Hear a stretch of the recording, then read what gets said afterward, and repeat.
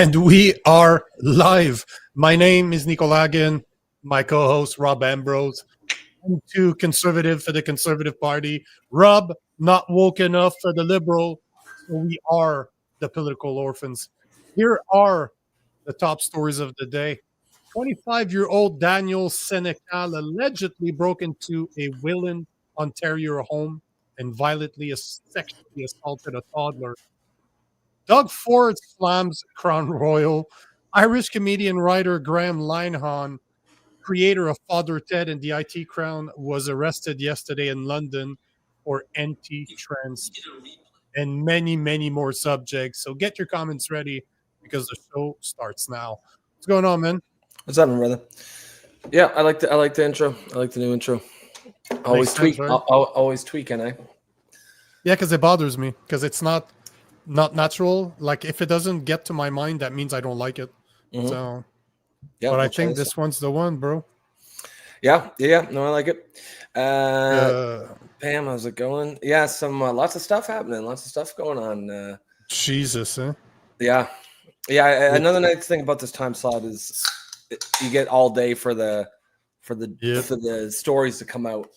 Then we hit them, and then they get covered the next day.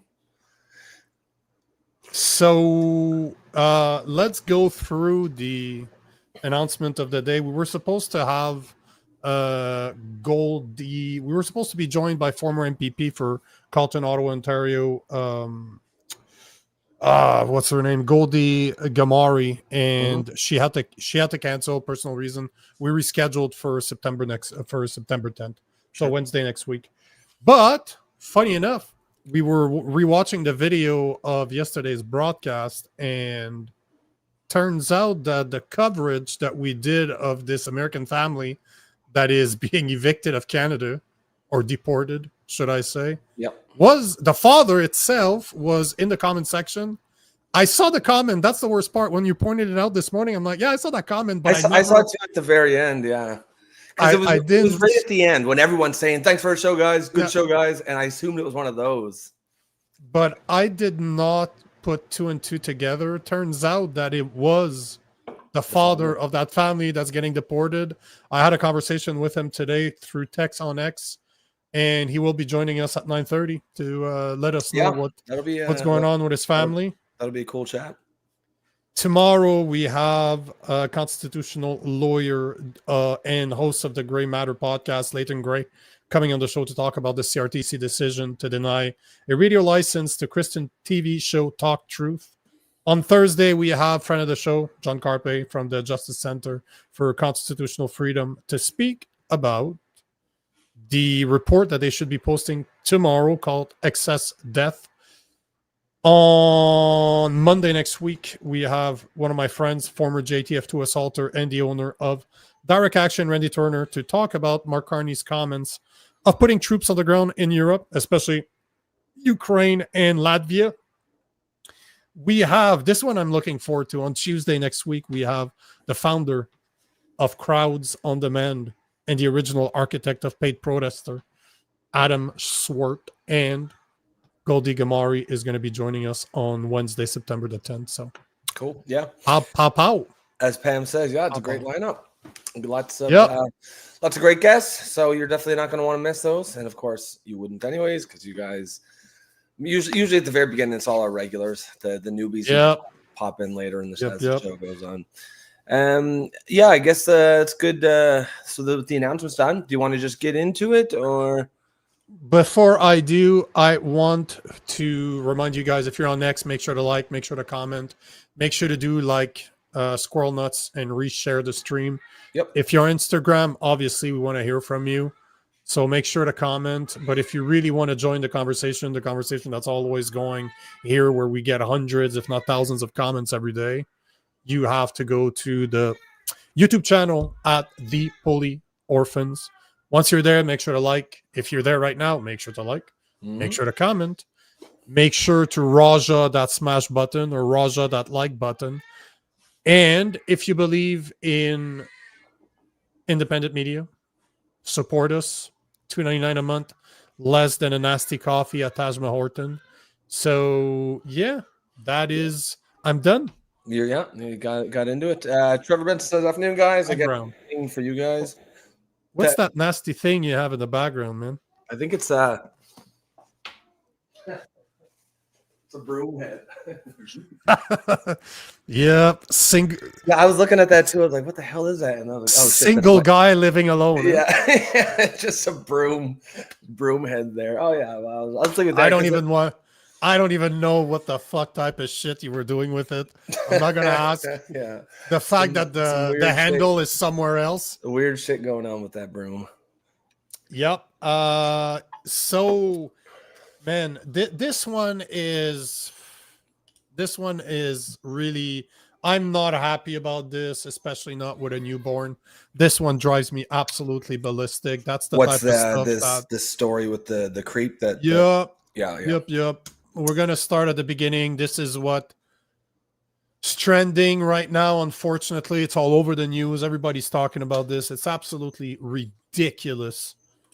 And the worst part is that it's not the first time that this happens. No. This guy's been at it again.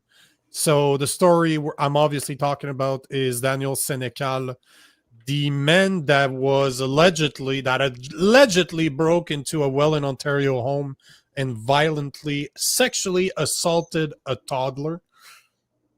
You can see right here. Here's some of the information that was reported yesterday by the Toronto Crime Watch. They spoke obviously about the fact that it wasn't his first time in.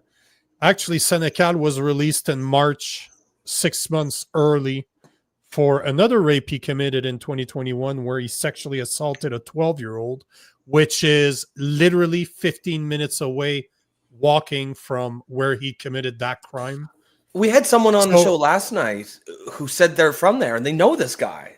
So he's known. It was Wise Guy. It was Wise Guy. But what's messed up is I have some information for that media's talking about, and then Mario, the conservative guy, he posted something this afternoon that's really messed up.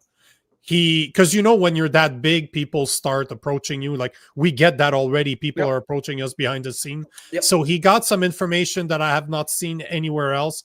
As much as I don't agree with his political views, he is normally pretty researched. Like, I got to give that to him. He doesn't normally just throw shit out there. Who's this? That Mario guy?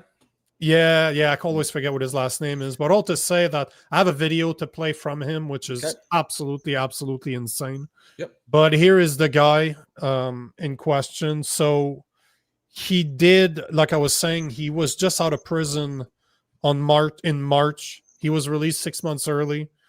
And you have a picture of him right now. You can see him on the screen. What I wanted to point out is this right here. So basically, this is his Facebook profile right here.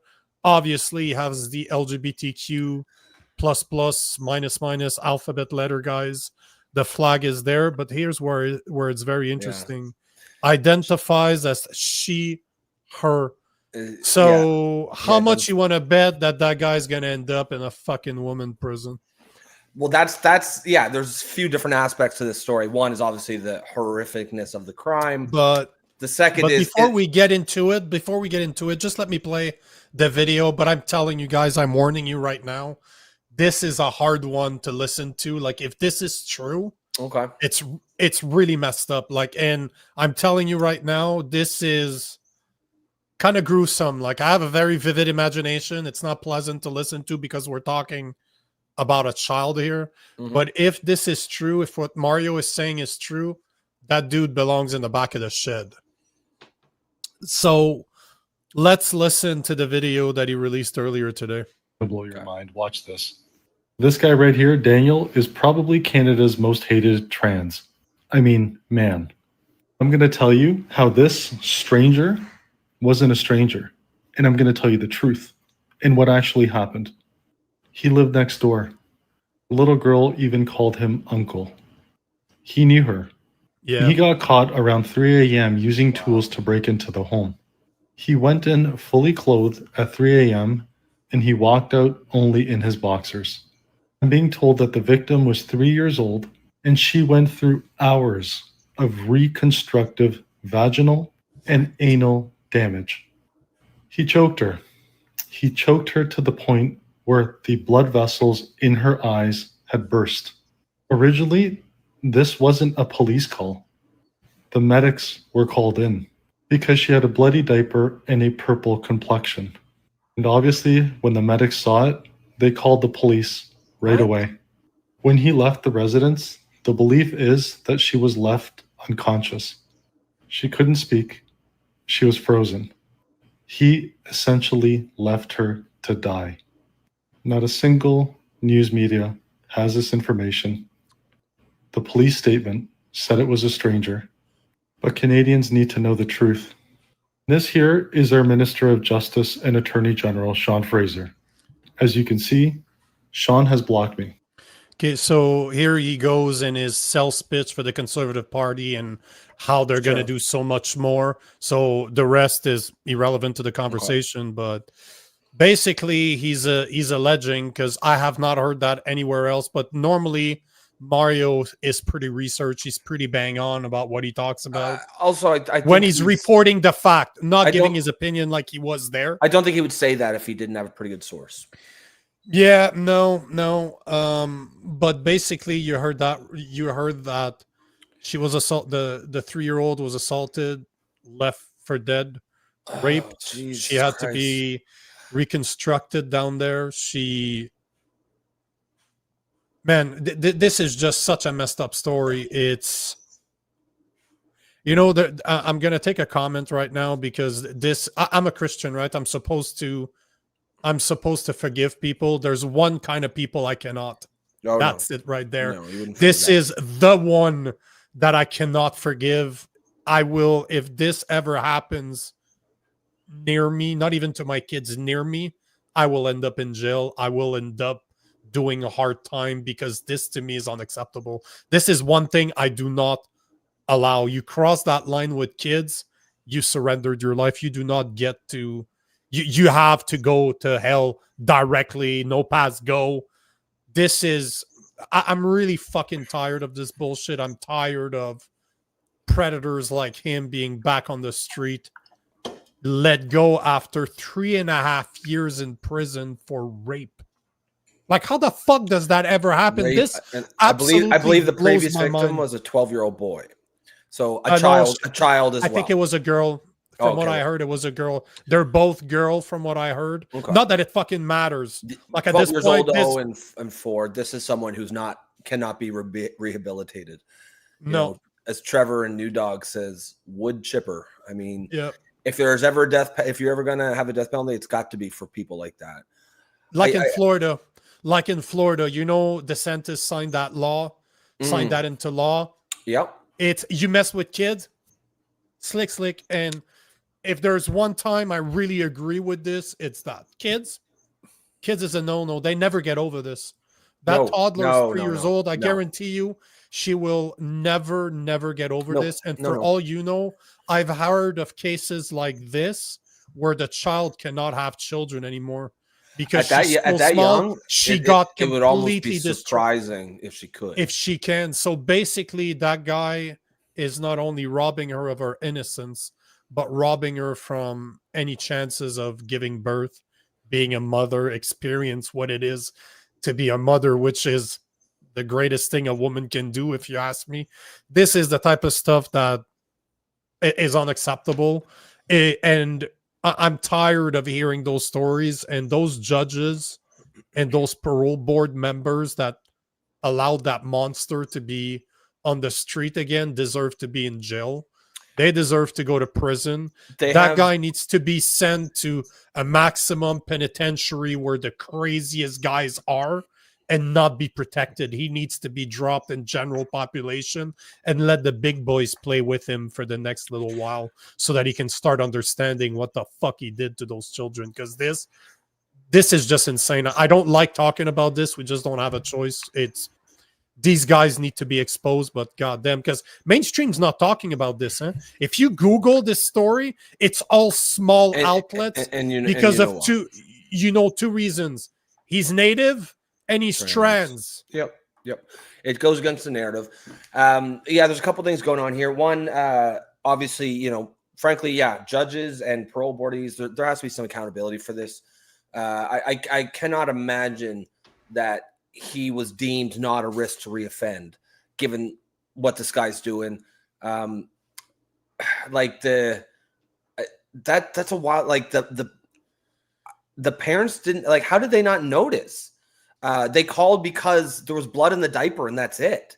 They didn't notice that this person had just like abused their child and left. I mean, that's a whole, who knows what actually happened there, but no doubt they're just as devastated. Of course, I'm sure that there's no, the guy used power tools to break into the house, right? How can you stop that if you are asleep? But man, yeah, I don't know. Like there is obviously the trans angle that can't be ignored. And I already see it. People are like, it's not because these trans and not all trans people are predators. Sure. And like, I know. And it's ridiculous. But even if we, for the sake of argument, say, yes, I'm sure not every single who identifies as trans is a predator.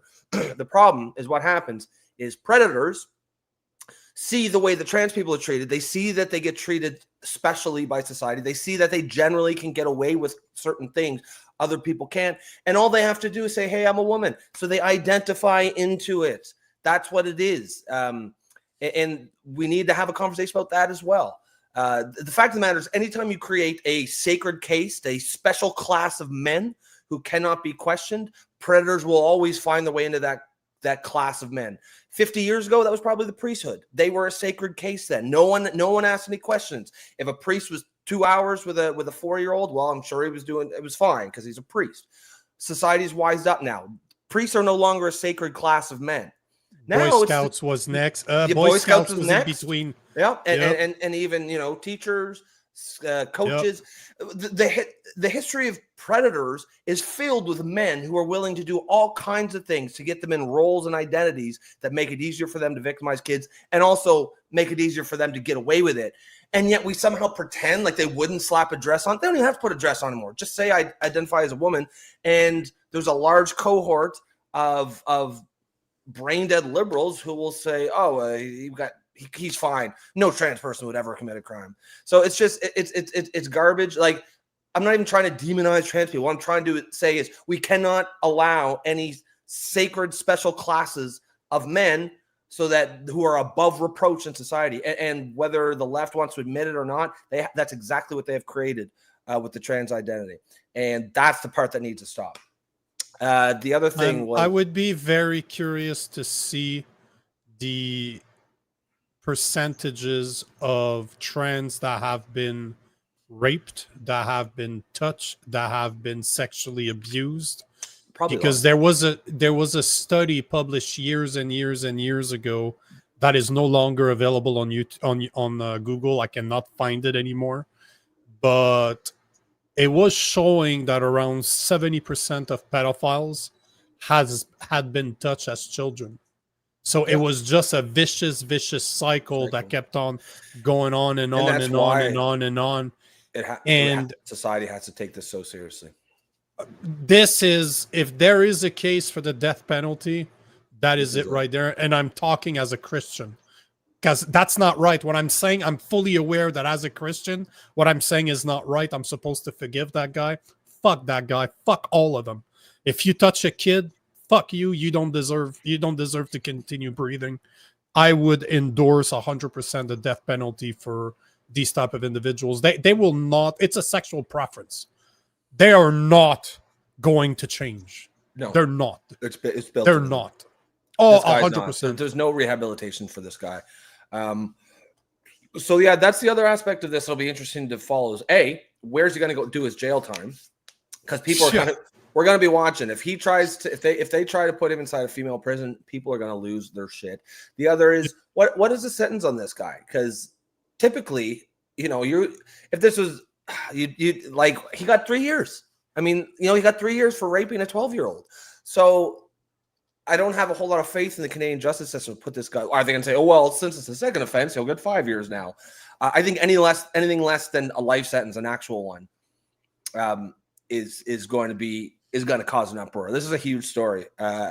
Everyone's, it's fun, interesting, and it also shows how irrelevant the mainstream media has become because they are not covering it, and yet it's a huge story everywhere else. It's the media has lost their chokehold on information and news. People are just bypassing them. It's basically saying that a single incident could result in varying sentences, but for repeated sexual assaults, offenders are subject to much longer and much severe sentences with the possibility of life imprisonment for the most serious repeat offenses. And well, if he doesn't get that, but before I show you something that I discovered this morning that kind of blew my mind. I did not know that. I want to just take a look at I want to show his picture again and take a look at his eyes. I've read a lot on serial killers. It's something that I find absolutely fascinating because you can always trace it back to 99% of the time, a very abusive mother, a father absent of the house, and a very abusive mother, like a very unhealthy relationship with a mother. Sure. Just look at this guy. Norman Bates kind of thing. You look at his face, he doesn't seem to have remorse. Look at his face. This to me is evil. You just look at this guy, he looks dangerous. I've known guys with that same look. You cannot turn your back on those guys. You know that there's something severely wrong with this man. Not because of what he did there. Even if I did not know what he did, I would never turn my back on a guy like that. Just look at his eyes. But the thing I wanted to bring up that kind of blew my mind because, I spent a lot of my time in the US. I create a lot of content for Americans. And one of the first things I did this morning is I wanted to look for the court transcript of his first case in 2021. What was he accused of? And why did he get only 3.5 years? And if I could find documentation as to why was he released 6 months before his time. And I did not know this. This absolutely blew my mind. But did you guys know that the National Sex Offender Registry is not publicly available? Well, that was the other question I had. Is why? Let's assume for a second. No, it is not. But hold on. Let me just tell you what I found. Then you can go ahead and ask your question. But it's not publicly available. It is managed by the RCMP under the Sex Offender Information Registration Act. They're the only one that have access to it with other law enforcement agencies. And the reason why they say that it is not public, privacy and rehabilitation. Canadian law balance public safety with offenders' privacy right and their potential for reintegration as mandated by the Canadian Charter of Rights and Freedom. Public registry could increase re-victimism by hindering rehabilitation, as studies suggest police-only registries reduce reoffending compared to public ones. The second reason is publication bans, because the victim is underage, like in this situation, or does not want to be shared. That is the single only reason why. But I don't want to know the person that he rapes. I want to know who the fucking raper is. Yeah. Where does he live? What does he look like? Because if I see him around my house, there's going to be a problem. And the third reason why is judicial discretion. Judges may restrict offenders' information from public release unless it serves the public interest or sets a legal precedent. Public interest. I want to know who those rapists are, who those sex predators are. Because in the US, I don't know if you knew that, but there is a nationwide database that I thought we had the same. This morning I'm looking, I'm like, blah, blah, blah, what's the database? I'm like, what the fuck? I start asking all the AIs out there, am I crazy here? Am I not finding it? Nope, you do not have access to it. But that's wild. So how is it never, it is always in the public interest to know if there's a pedophile around you. You don't think it was in the parents of this child's interest to know that the guy next door, like let's assume for a second that Mario's reporting is correct. He's next door to this kid. The kid calls him uncle. How the fuck is that allowed? How is that even possible? You don't think that would have been in the parents' interest to know that the guy next door that is their 3-year-old is calling uncle just got out of jail for raping the 12-year-old. And how I don't, there's definitely more to this story, but how do they not know? Like, how does there no one in the kid, even if this guy's, I assume he probably lives with his parents because he looks like one of those creepers who lived with his family, parents. They know what he did. When they see him talking to the 3-year-old next door, it's nothing being like, okay, we got to protect this kid. This whole story is absolutely nuts. I don't understand. I don't understand how that guy is literally 15-minute walk from the first person that he raised, at least the last person that he raised. As a wise guy said, people in the town know. They know this guy. And of course they would, right? Like, I assume it's not too big of a town. Like, that is the kind of story that gets around.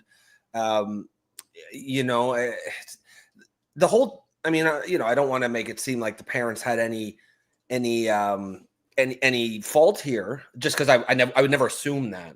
But I certainly would have some questions. Like, there's certainly some questions about this story that I have. There's less than 60,000 people in Welland, Ontario, like 58,679. A small enough town that you should know if your next door neighbor is a pedophile. I wanted to take this comment because, man, Howard G said I wasn't a kid, but I was 14. I'm 65 now and still bothering me, bro. You were a kid. Yeah. It sucks what happened to you. I hope something happened to this man, but you were a kid. You were a kid. Mm-hmm. You were a kid, I mean, and that's why it's, I mean, obviously abuse of anyone is always a terrible thing, but kids is uniquely terrible because they're still developing, right? And you inflict that kind of trauma on a kid who's developing, and it can warp them. You know, I think a good analogy to think of kids is like they're soft clay until, you know, around puberty or whatnot, when the personality and everything there gets baked into them. But if you abuse a child, that soft clay gets warped, and then that warped shape gets baked into them, and they will carry that the rest of their lives. I mean, you know, like Howard, I mean, hopefully, man, you're doing okay, but you'll never lose it. The best you can hope for is to be able to deal with it. You'll never get over it. I like Howard G saying that I saw it in his eyes too. Wow. There's something I strongly believe that the eyes are the door to the soul. And if you pay attention enough, you can see a lot in somebody's eyes.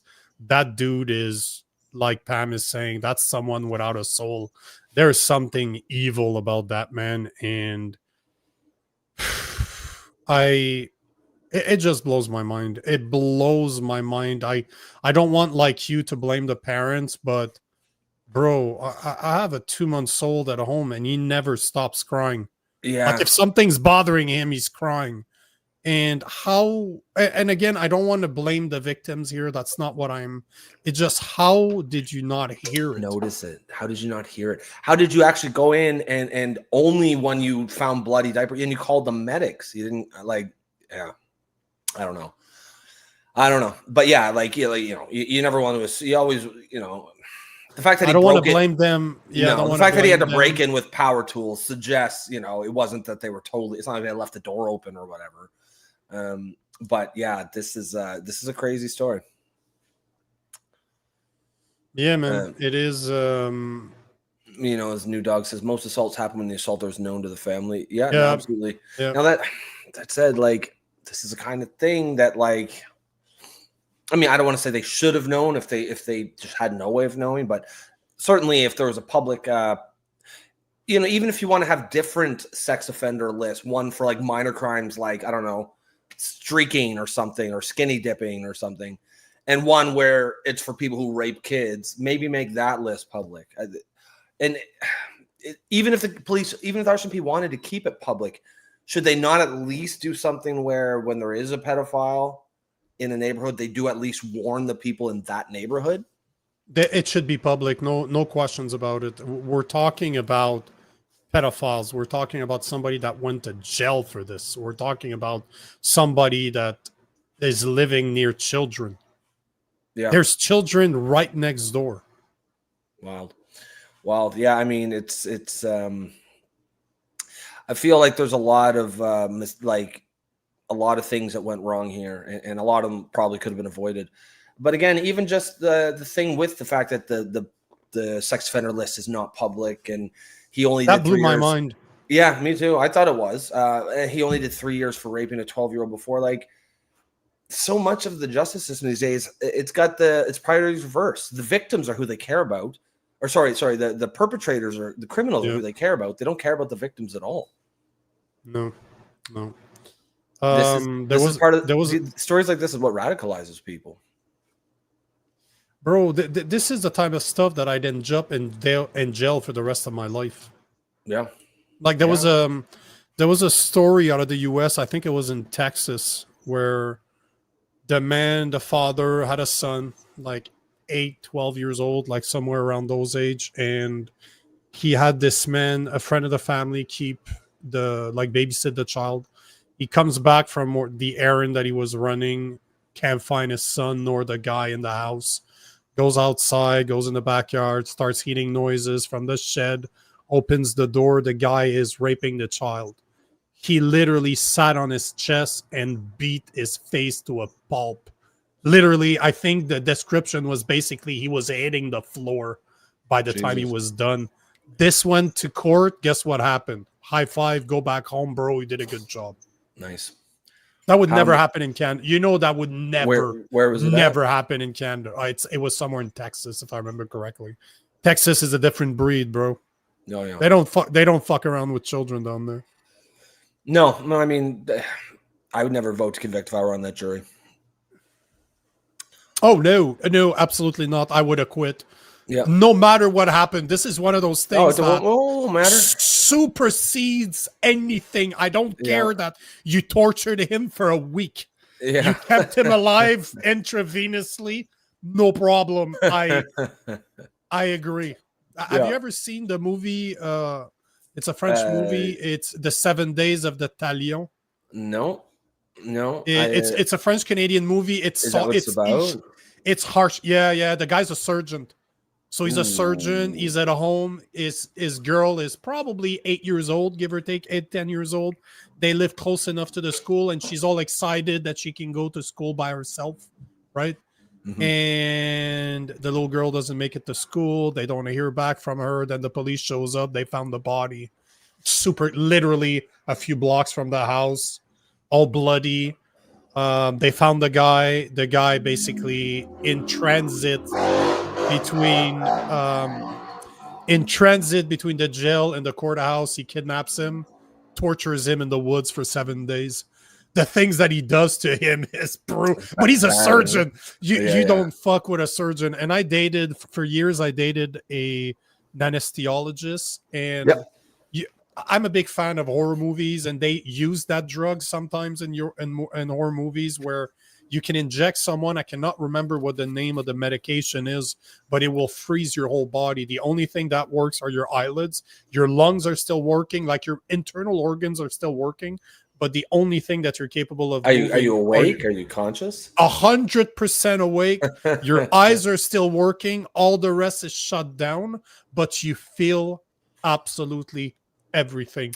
That's what the guy uses on him to torture him and to operate on him. That's a real drug? Yeah. Oh, that is a scary drug, bro. It's a scary drug. I don't know if I want the doctors having that. But in that case, it works.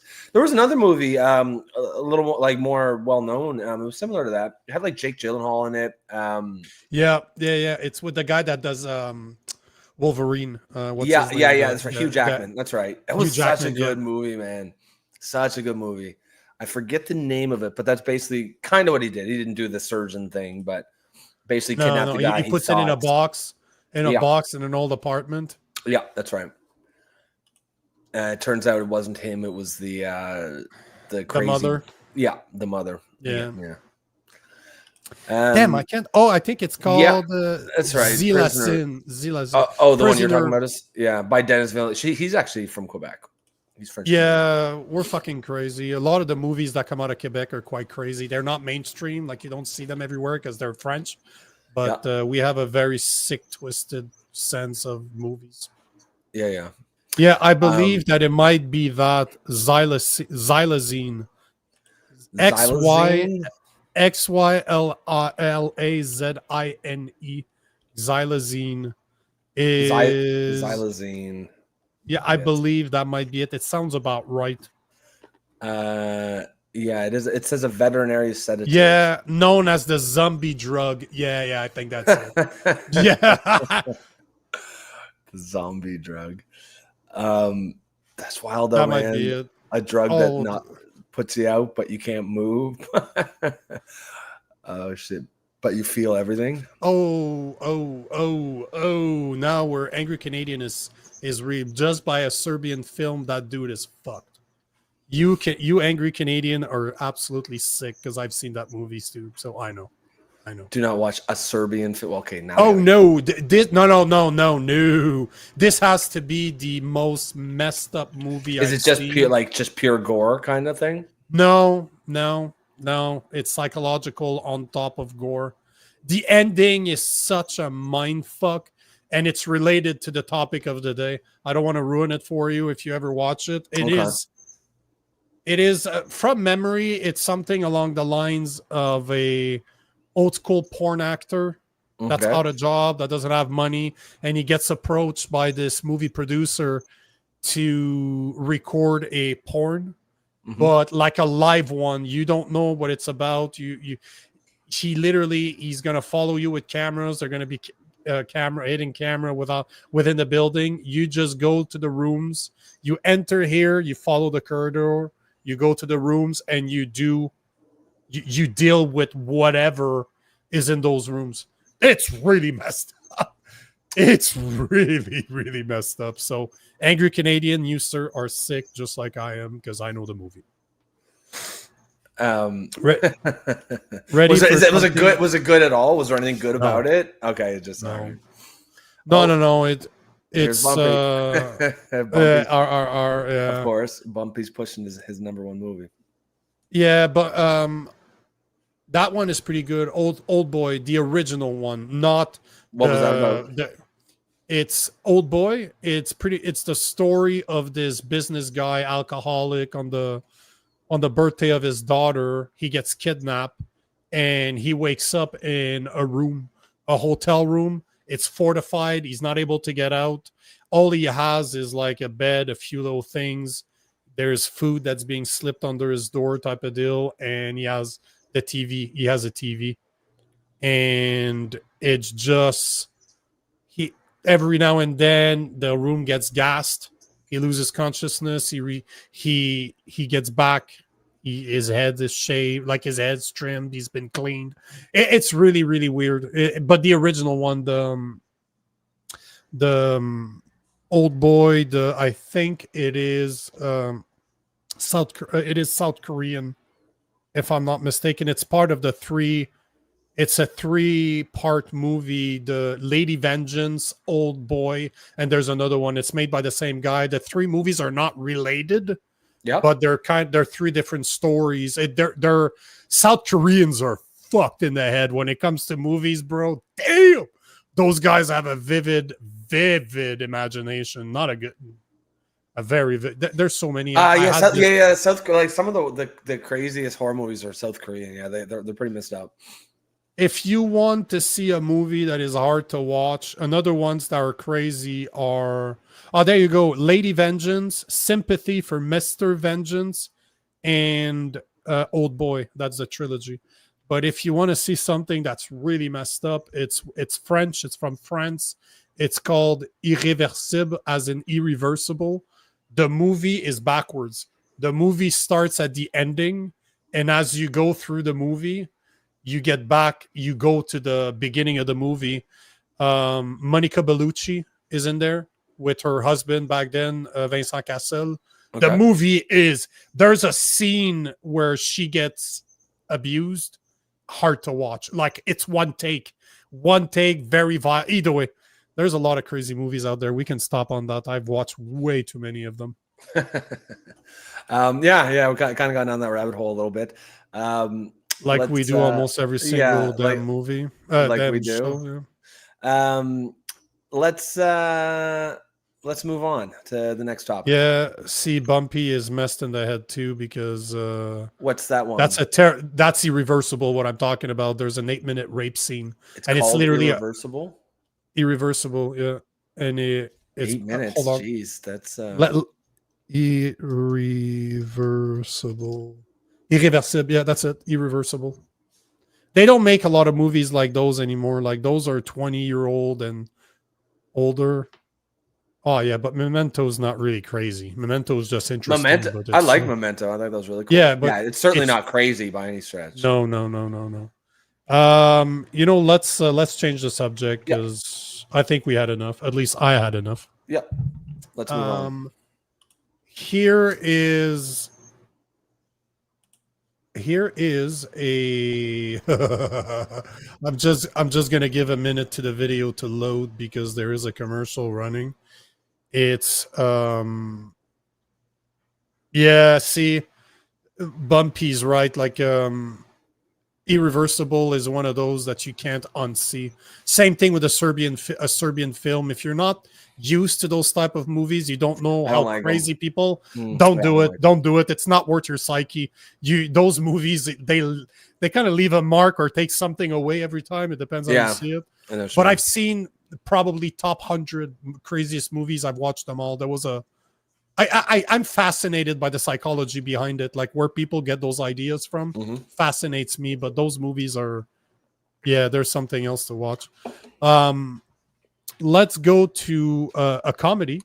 Yeah, let's brighten the mood a little. If you guys are watching for the first time, the show is not normally this dark and depressing. Normally we're laughing and telling jokes. We started with the news topic that we couldn't really avoid because it's big. That's pretty dark and depressing that we segged into it. But normally, you'll actually enjoy your time here. It's not always. See Howard G saying sub. Thanks, brother. So welcome aboard. Here is a story that's going viral right now. I don't know if you saw that, but Doug Ford slammed Crown Royal this afternoon. He took a bottle of Crown Royal and started dumping it on the ground as he's doing his press conference. So I want to show the video, but before I do, I want to show this this small introduction by Global News here to kind of talk what made Doug Ford go crazy, and then we'll see the video, and then I'll show you why Doug Ford is such a fucking moron, because everything that he said in that video is actually inaccurate. So not only did he do something really stupid, but he really did something really stupid. So here is the story about Crown Royal shutting down their Ontario plant. Oops, come on, video. The producer that makes Crown Royal whiskey products is shutting down its Ontario plant to move some operations to the United States. The company called Diageo said Thursday it's looking to improve its North American supply chain. As a result, it's closing its bottling facility in Amherstburg, Ontario in February. About 200 jobs will be affected. The company says that while it's a difficult decision, it needs to boost its supply chain efficiency. Diageo's Crown Royal products will continue to be distilled at its Canadian facilities. So she kind of hints at the problem here, Canadian facilities. Just as an FYI, I am in no way, shape, or form sponsored by them, but have you ever had the Apple Crown Royal? I'm sure I have. Is it pretty good? Really good, eh? I like strong alcohol. I don't mix my alcohol normally. I drink it on the rocks. Oh yeah, yeah. That one's good. I think it's an apricot or peach one too. That's solid as shit. It's not those nasty, like they do often those nasty tasting crap. You're just like, that's just terrible. That's not one of them. They're good. They're very good. But Regal Apple. Apple. Huh. Yeah, whiskey and apple. No, I've had they call them Apple Jacks, like apple juice or something, and Jack Daniels, which is pretty good. But yeah, it's actually in the booze itself. Right? Yeah, that would be good. It's very, very solid. So here is the video. Doug Ford, probably one of our favorite twats on the show. He went crazy this afternoon, and what a fat idiot. He's such a moron. But just the pouring itself is brutal. He can't even pour alcohol properly. I'm telling you, even the pouring is just like, bro, All right. what the fuck are you doing? Let's see. Crown Royal, right? Yep. I see that Crown Royal. I saw it at home. Did you? So this is what I think about Crown Royal. That's what they could do. I think everyone else should do the same I think thing. he thought it would go faster. Start supporting companies that make whiskey here. Hi, Ontario people. That's what we need to do, is support each other. He didn't. You know, he something didn't to make practice this it even first. come out quicker. See, you can't even handle pouring it properly. What a stupid political stunt this is. Especially because they didn't, like, it's still made in Canada, right? It's manufactured in Manitoba or My something. brothers and sisters in uniform over at Crown Royal, I got your back. We're going to be there to help you. Here he By the is. way, It's like I'm gonna send not you even the halfway deed done. to, Crown Royal too. He's gonna light up the crack pipe here in a second. So this is one of the posts. This is my post from this afternoon. But what's funny about this, before we get to the fact of what you just said, that he's absolutely incorrect. He's literally saying, stop buying American whiskey and buy Canadian. You'll see that he was quite incorrect on that one. But what makes me laugh is that he bought it. It's his bottle. They already have your money, you stupid idiot. Well, I'm you sure the pouring it on the ground is taxpayer. like, oh, of course. But remember, it Tesla, wasn't him. Yeah. do you remember Tesla? Yeah. When people are losing their shit, they're like, "Oh, I want to return my Tesla, bro." They already got your money. Yeah. You don't care. You can bash Tesla all you want. Yeah. They got your money already. This is the same situation, but here's where is not only is that dumb, not only can't even empty a bottle properly. What he didn't realize is, as you mentioned, turns out that Crown Royal is actually distilled in Manitoba. So it is Canadian. This is a photo that I saw. Here is What an Gimli, idiot. Manitoba, What an a idiot. 360-acre property next to Lake Winnipeg. 1.5 million barrels of whiskey in warehouses covering 5 acres. The only place in the world making this product before it is shipped for bottling. So basically, they produce it there in Winnipeg, Gimli, Manitoba, sorry. And then it was bottled in Ontario and somewhere in Quebec. Those bottling facilities are being moved to the US, but the product is technically still made right here in Canada. Yeah. So once again, Doug Ford is just shoving his foot in his mouth and acting like an idiot time and time again. He's pushing a boycott on a Canadian product because he's an idiot. Yep. Yep. And you know, frankly, even if it wasn't made in Canada, it's just that kind of political sort of posture. It's just stupid. Why not do something about why they left? Figure out why they left, and then change the regulatory environment or something. Crown Royal's not leaving because they hate Canada. There's a reason why they're leaving, right? And it's probably, there's a good chance it's something that the government can fix, whether it's high taxation, whether it's too many regulations, whether it's whatever it is. Like, instead of whining like a little bitch and pouring the booze down the street or down the drain, fix the problem. You're the leader, man. You're the leader of the province. This is exactly the kind of do nothing, know nothing nonsense that people are sick of. As Trevor Benson is saying in the sales clap, how about work on better policies to keep them here? Well, that's exactly as I was saying, right? Instead of whining and crying, fix it. Fix the problem. Fix the problem. Logan White is saying Doughboy is a bigger dumbass than his useless brother. And useless brother as in crack pipe smoking Rob Ford, the former Toronto mayor. So Doughboy is a bigger dumbass than his crack smoking brother. Yeah, I mean, at least Rob was fun. Yeah, Derek Settler can't even pour out whiskey. Oh, what a fail, right? Bumpy Johnson dribbling it out. At least he didn't go with a 3-liter bottle. No, couldn't afford that. Not that he pays for it. That's on the taxpayer. That's taxpayer. Angry Canadian. He just lost his or he gained it because they're all going to run up there after them and start slurping it off the pavement. I'm voting for this guy. Trevor, high quality politicians here. Yeah, this is that's our guy. It's Ontario's guy. I agree with every Canadian. He would have never dumped a cheesecake.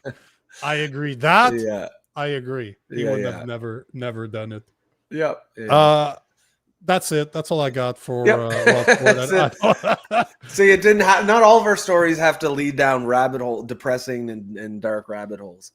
But that one definitely does not. That is Doug Ford is entertaining as a dumbass that he is. He keeps Ontario politics interesting. Yeah, I don't know. Interesting. Entertaining. Let me say entertaining. It gives people, I guess, stuff to talk about. I guess that call that a silver lining. It was the perfect follow-up story to the first one we covered. Yes, it kind of changes the mood of everything. Changes the mood a bit. Nico Pumpy says, Nico and Rob, opinion on Cory Booker engagement photos. I think he's. You mean his beard? He's marrying his beard. I think that's. What the fuck are Cory Booker? He's that senator, the U.S. senator who keeps doing these stupid what are they called? Where you talk for like 24 hours, filibusters about nonsense. There was talk of him being president not that long ago, but I think that ship has sailed. Even like before, like around, because he's been around for a long time. I think he was being groomed to be like the first black president, and then Obama came and actually had some talent. Some oratory skills, and just made Cory Booker look like basically he's like a Timu Barack Obama. He's he's like, I'm darker than he is, but he's a black guy, right? Yes, of course. He dated Rosario Dawson. I mean, that's actually not too bad. I'll give him credit for that. High five, Senator. Yeah, for that. I guess she got sick of being a beard. She's like, "Are we gonna ever have sex?" He's like, "No, that's not what you're here for. That's not your role." So he is the black version of Justin Trudeau. Yeah, basically. He that's funny. Yeah, Bumpy Timu Barack and for Timu Rosario Dawson. Yeah, his new wife kind of does look like her, actually. Exactly. I don't know, man. I'm looking at the picture right now, and let me see I'm bringing it up. Okay, bring it up. Yeah. See, she whatever. Oh yeah, kind of. I see what you mean. Sorry, no, they're not in the same league. I was gonna say, like, oh no, it looks exactly like her, but then I'm like, oh no, that actually is Rosario Dawson. Yeah, no, they don't like. Come on, bro. Like, yeah, they don't even play the same sport. This one probably uses the male's bathroom. Yeah, I'm just saying. And Cory probably is the female one. Yeah, but I know who the guy is now that I see a picture. Yeah, he's just. It's funny because it seems like Canadian politics are more. It used to be American politics were what everyone followed, and no one followed Canadian politics. But now American politics are.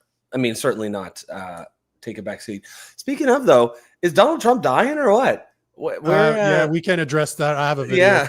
Yeah. But see, we'll finish with that. Yeah. You fumble. I totally agree, bro. You fumble Rosario Dawson. Yeah, you better be gay, bro. Because if you're straight, you're gonna have some long nights ahead of you. You've seen Clerks 2? I saw the first one. I don't think I saw the second one. I mostly remember her from Rosario Sin Dawson. Yeah, that's where I remember but, from. Yeah, but in Clerks 2, she's pretty fucking cool. It's one of my favorite roles of her. Just because she's just laid back, girls next door, but some of the shit that comes out of her mouth, it's Clerks, right? So yeah, of course. It's kind of completely different angle to. Yeah. Oh yeah, Clerks 2 is definitely worth watching, especially for. 3. I didn't even know there was a Clerks 3. Oh, it's terrible. Another black Trudeau. Yes. Maybe that's who he was disguising himself at back in the days. Yeah, he was doing. He was just trying to be Cory Booker. Cory Booker, except you. I mean, you wouldn't even put blackface on. You just, I don't know, wash your face. Yeah. Yeah. Before we go to the story you wanted to cover, which is the Graham Linehan comedian. Yep. Let's address Donald Trump, because this Yeah. is trending right now. It's one of those things where at first you don't put too much stock into it, but there's been a lot of rumors about his health, right? Kind of where is he? And then he did. I think he did come out and make an appearance today, but I don't know if it's going to dispel the rumors. He is at that age where anyone can kick the bucket for any reason, really. But did you saw that? Like this has been going on for a while. Like I've been seeing this because a lot of my followers and a lot of people I follow from the United States, and they keep on posting pictures like that. Just bruised hands, yeah. Yeah, bruised hands. I mean, what do you think that is? Getting blood taken a lot or something? Or is there some... No, supposedly he has some type of disease. I found a video. It's a bit longer than I like, but they kind of talk about it in there.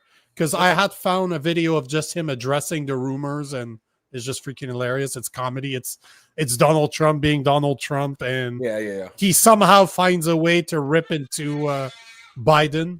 Okay. So here's I found a video right here. I didn't watch the whole thing yet, but it's BBC speaking about it. But I believe that they do address that there is a rumor that he does have some type of issue. I don't remember what it was called. I literally found that 2 minutes before the show because I was just looking, and I'm like, oh shit, this is trending. So here is BBC speaking about U.S. President Donald Trump addressing health rumor.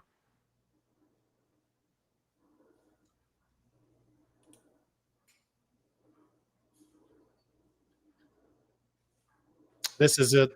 Is that what it is? Oh, there. Hold on. So he was able to put to rest a story that's dominated the internet in the past few days. Serious rumors about the president's health. Indeed, it's thought the speculation was in part sparked by this photo from late August showing bruising on the back of Donald Trump's hand. After that was caught on camera, claims about his health gathered tens of millions of views across X, TikTok, and Facebook. We should have looked at Melania's face. No, I'm just kidding. Just kidding. Backhand. Yeah, the president last I don't know if he's got that in him anymore. Had been a cabinet meeting held a week ago where he spoke for nearly 3.25 hours. Now, the president did address the issue of these rumors circulating on Sunday night. He posted on his Truth Social network that he had never felt better. At 80, I'm kind of doubt that. Yeah, we were mentioning President Trump addressed those rumors. Of course, he's going to say that, right? I think, if you're 80 and you've never been in better shape. Yeah, that's not a great thing. I don't know if you should be bragging about that. Damn, that was a rough line. Yeah, that's not a good thing there, Don. No. Bumpy says the reality is most 80-year-old bruised. Yeah. And I mean, I think he does seem to be not kind of out and about as much. I don't know that there's, over the libs are ecstatic because I think he's about to die. I don't think it's that. I don't think he's about to die. But no. At that age, like health problems, they can come up pretty quickly. And it would be not only that, like he's 80 years old, like Trevor's saying, he's 80 years old, working 18 hours a day. Yeah, that's gonna wear your body down. And this is what I was saying. Trump was diagnosed with CVI, chronic venous insufficiency. So that basically your heart doesn't pump your blood good enough or something like that. I'll double check, but let me just play the video because you need to show his answer. His answer is just it's Trump being Trump. Was at the White House defining them as fake news. Well, it's fake news. It's just so. I mean, he looks okay here. Fake. That's why the media has so little credibility. I knew they were saying like, "Is he okay? How's he feeling? What's wrong?" I said, I just left, and it's also sort of a longer weekend. It's Labor Day weekend, so I would say a lot of people know. I was very active this Labor Day. I had heard that, but I didn't hear it to that extent. Well, Pete Seat and Joanna Masca are still... Seems like Trump there. He sounds like Trump, but the social medias are just going crazy. There's that's all. Pictures. As where was it? Someone was saying it was just hope and cope. Oh yeah, Bumpy says Democrats have nothing but hope and cope, and that's kind of what it sounds like to me. Certainly, the health of the president of the United States is always newsworthy, and if he's disappeared for a little while, that's also newsworthy. At the same time, it's also Labor Day weekend. It's not that crazy that he'd be out of the public eye for a couple days. Look at him there; he seemed okay, but again, he could be okay and still die tomorrow. Like that's what happens when you're 80 years old. At any time, you can go. I would not at all be surprised if J.D. Vance is president before this term is out at some point. And that would be interesting because I know the left is all, think it would be the best thing ever if Trump died. But no. As far as from the liberal or far left perspective, I don't think J.D. Vance would be any better from that perspective. No, it'd be worse for the them Democrats because he's a so lot much more smarter. common sense. Yeah, and common sense, younger. Yeah. Yep. And he's not your rich. He does have weird affiliations. Like there's some companies that back him that I don't agree with, but he would be a nightmare for the Democrats. A complete nightmare for them. Yeah, and he doesn't have a lot of the big flaws that Trump does have. No. And he's still conservative, but like you said, he has a lot more common sense. And I think, frankly, if he gets to be president with, let's say, a year or 6 months left, he will easily win re-election. Because he will, because they're going to be like, oh, J.D. Vance. Right now, they portray him as like mini Trump, this like terrible, evil person. And then when he's actually president, people are going to be like, this guy, he's actually pretty reasonable, pretty sane, pretty common sense. I think he would actually do probably a pretty good job. Since we're talking about Donald Trump, I wanted to show another video of Donald Trump being Donald Trump. It was taken at the same press conference where he addresses his health issues. But listen to him. This is pure Trump being Trump, so I don't see any problem with the way he's talking. It's just fucking hilarious. But it's about Canada calling. We want in the Golden Dome. It's in Huntsville. Spacecom will play a key role in building the Golden Dome, as you know. That's going to be a big thing. Everybody wants to be a participant in it. Missile defense shield. We're going to be having a Golden Dome that the likes of which nobody's ever seen before. The finest, the best. And by the way, Canada called. They want to be a part of it. And but listen to this. Listen to the way he says it. Participant in it. Missile defense shield. We're going to be having a Golden Dome that the likes of which nobody's ever seen before. The finest, the best. And by the way, Canada called. They want to be a part of it. And that'll be great. Canada called. Hey, could we be part of this? Not like he has a Canada phone. Like we call on the Canada's on the phone. What do they want? Oh, they want to be part of the Golden Dome. Of course they do. It's the best dome. It's a tremendous dome. Funny enough, though, they're moving it to Huntsville, which when I'm in Alabama, I'm literally 15 minutes outside of Huntsville, Alabama, and I got at least 2 friends that actually work for some of the suppliers that are going to be, in my opinion, working on this. One of the guys that we hang out with when we're down there, he's an engineer that specializes in missile defense. He gets to shoot crazy shit. Like he came one day, he came back from like 2 weeks away. He's like, I'm like, what did you do for the past 2 weeks? Oh, we were calibrating missiles to take down helicopters. So they were shooting missiles at helicopters. Like, talk about having a boy's dream job. Yeah. As you're a kid, you're smashing things together. I'm like, oh, that would be so nice. Yeah, he does that for a living. Yeah. But it's gonna be the best. It's gonna be the most beautiful. Tremendous. But beautiful. The best dome in the world. Canada called. Yeah, Canada called. Canada called. I only picture that Canada phone. There is a Canada phone somewhere. Canada called. And we're calling it. Do you want something funny before we go to? Yeah, let's go to something funny. Okay, because this one I did not watch the video. I did it on purpose. Okay. This to me, I know is going to be hilarious. It's one of my favorite people on the planet. She's one of the most entertaining people on the planet. Greta Thunberg. Oh, did you see that picture of her? She looks so with her stupid haircut. Yep. Oh, Here's a video of Greta Thunberg telling us that she's gonna try to go to Gaza again. Story is also about a global uprising, about how people are stepping up when our governments fail to do so. For every politician that is fueling the genocide, further environmental and climate destruction, and further colonization and fascism, there will be people escalating the resistance against that. This story is also about a global uprising. There you have about E-Man is going to Gaza. Oh, she's so ridiculous. What so because I heard some of what she was saying. She's like, we're gonna break the block. Like, bro, you're not breaking the blockade. Israel IDF blockade with your little ship there, sure. Yeah, your little stupid paper ship, paper boat. Yeah, sure. Cool story, bro. Yeah, we're gonna break the blockade so we can get aid through. Like, no, the Israeli government is not gonna be like, they're not gonna let you Greta Thunberg or He-Man or whatever you want to go with.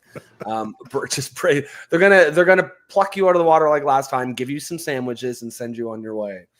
Yeah, and pay for a ticket back home to wherever the fuck you come from. Yeah. And then Greta will, of course, get some more Sit in the back followers and fundraise. Did you see it. that video? That picture? There was a picture in the days after Israel, like last time Israel took her. When she's eating her sandwich there, her PB&J. Yeah.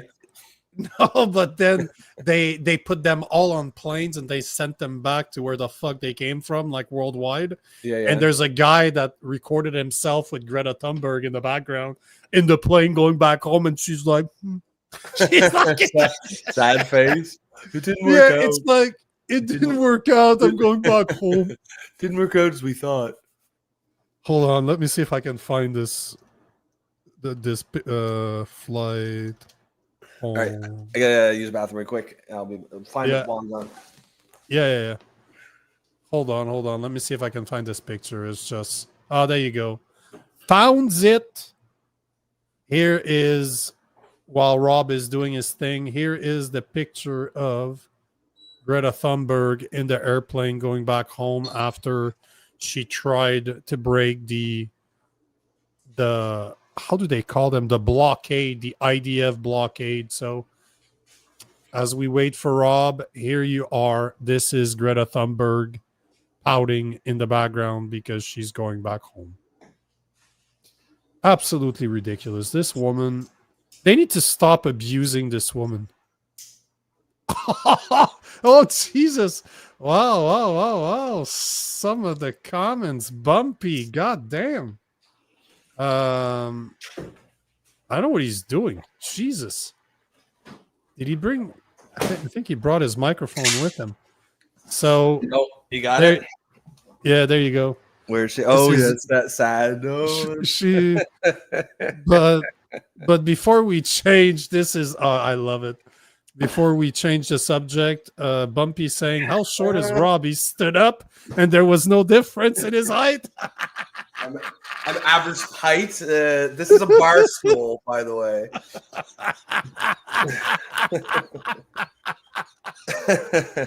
I got to shut my camera restart. Hang on a second here. So if you're new to this show, Rob has a soft spot when it comes to his height. I make fun of his height all the time and it hurts his feeling every single time.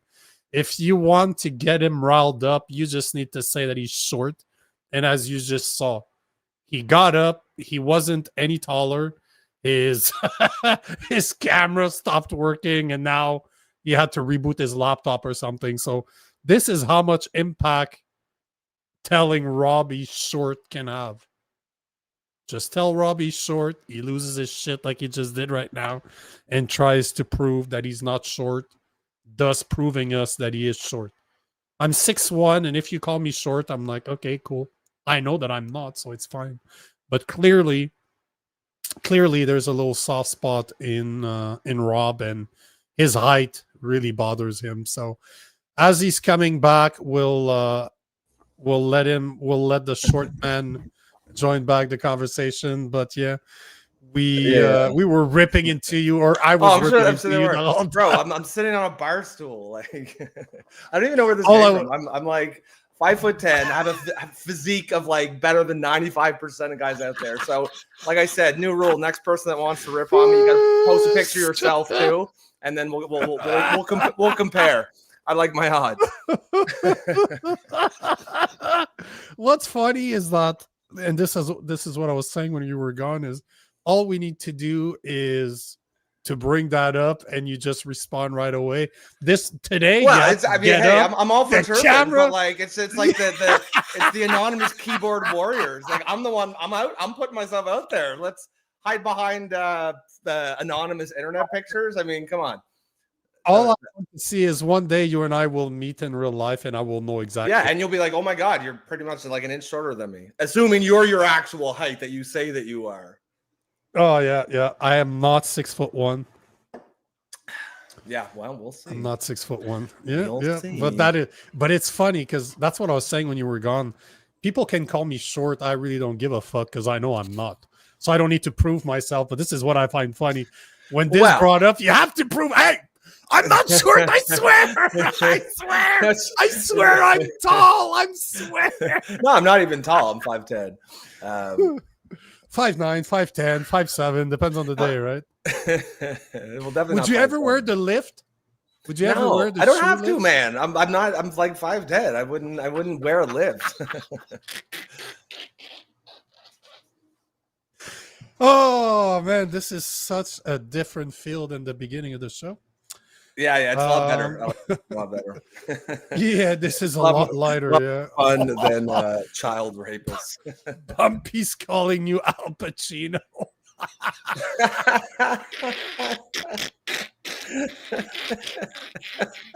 It's so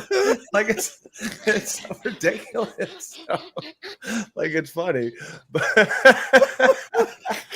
fucking Joe Rogan over here. Fuck, man. I'm trying to move away from my mic so I don't hurt your ears. This is fucking funny.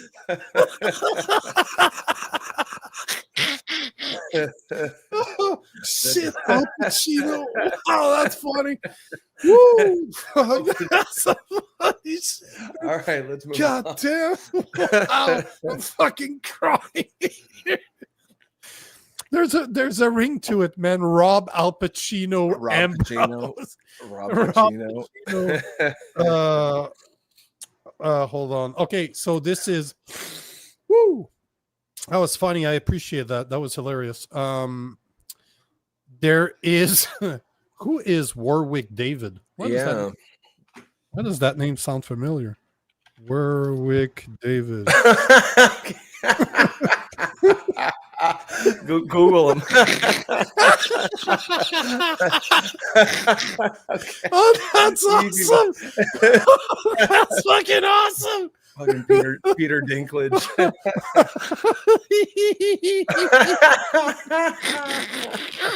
yeah, it's not quite that bad. That's really funny. Oh Jesus! Well, who even knows that guy? How do you know his name? Oh, all right. Life's too short. Jesus. Is that what it says? His shirt. Would you wear that shirt? Judge me by my size, do you? Question mark. No, I don't think I would. Oh man, well, that was a good one. We got some comedians in the audience here. Yeah, that is funny. Bo, how do you want to address the next one about Irish? So Irish comedy Graham writer. Linehan, yeah. So how do you want to address Graham Linehan? Yeah. So if I don't know if I have a video if you want. I do. No, I have one. Okay. I have a video that seemed to be pretty legit. I just don't know the guy, right? You brought it up earlier. I have no clue who this dude is. I'll discuss it after the video. Okay. Let's talk about Father Ted creator Graham Linehan, rarely out the headlines and usually for reasons around this area. But he's explained that he was arrested by 5 armed police officers at Heathrow over a series of, quote, anti-trans tweets. This happened just yesterday. The Irish comedy writer, arriving from a 10-hour flight from Arizona, claims he was treated like a terrorist as soon as he stepped off the plane. He said he was questioned and released with a bail condition banning him from using X. Let's speak with Connie Shaw, External Affairs Officer at the Free Speech Union, joins us in the studio.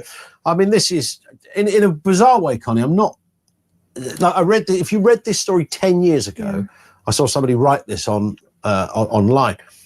You just assume this was somebody had made it up. A bloke in the pub told you about a fella that had said something about a man in a dress, and suddenly 5 coppers arrested him. You go, that's not true. You heard what Mick's been saying in the pub. He's full of the old BS, Mick. He's making stuff up. This is where we're at now. So I'm actually not surprised to read this. This is just another day. Well, only the second day in phase 2 of Keir Starmer's Britain. Phase 2, there it is again. Phase 2. And it seems it's almost just as bad as phase 1 when it comes to free speech. And of course, he likes to go on about how we've always had free speech in this country and we always will. We're very proud of it. But no, it seems to be a consistent pattern of bad faith actors reporting people for what they think, what they find offensive. Then the police actually arrest these people. I mean, if I was a police officer and this was what I was being told to do, I don't think I could do it. Imagine 5 armed police officers as soon as he steps off his flight. I mean, that is being treated like a terrorist. He was detained for 16 hours and then they released him when they had to take him to A&E because his blood pressure was so high, they were concerned he might have a stroke. As far as I'm aware, Graham is doing okay now. Obviously not great, but he's not under too much... Has he tweeted since? Or no, because otherwise he'd break his bail conditions. He should be arrested again. Are you allowed to even set that as a bail condition? Well, it was the same with our other member, Robert Moss, who, when he was released... remind us what happened with Robert Moss. He was had the police banging on his front door at 7 a.m. after he had criticised his former employer on a private Facebook group, and he was taken to the police. Oh, there you go. I wanted to check those. That's not what we're talking about, right? That's the tweet that got him arrested. But it's from April 20th. It's like 4 months ago. Yeah. It's not a tweet. He got arrested overnight last night, but he got arrested for 3 tweets. That's the worst one because it does mention punch him in the balls, and you could say it's a violent. But like anyone with a half a brain understands, he's not actually advocating going out and punching people. It's a reference to the fact that it's a man is all that it is. But yeah, the tweets are not, they were written, I guess it takes a while to investigate them or whatever. But I think, so that one's from April. I think one other's from June. None of them are from like recent. But it's a pretty wild story. So this guy, Graham Linehan, and he's a fairly, like he's the creator of a show called Father Ted and another called... before you go, all I want, because that's why I was stopping the video, there's something that she said that, because I want to bring that back to the Canadians out there. The bail that they said that he cannot tweet. Yep. This is a bail that I know personally, people that were some of the heads of the Freedom Convoy. They got that was also their bail. And you know, I'm not going to name names because I'm not sure if I'm supposed to talk about this because this is information that I got by speaking to them personally. Yeah. But I know at least of one that until extremely recently, he was not allowed on social media. He was not allowed to post.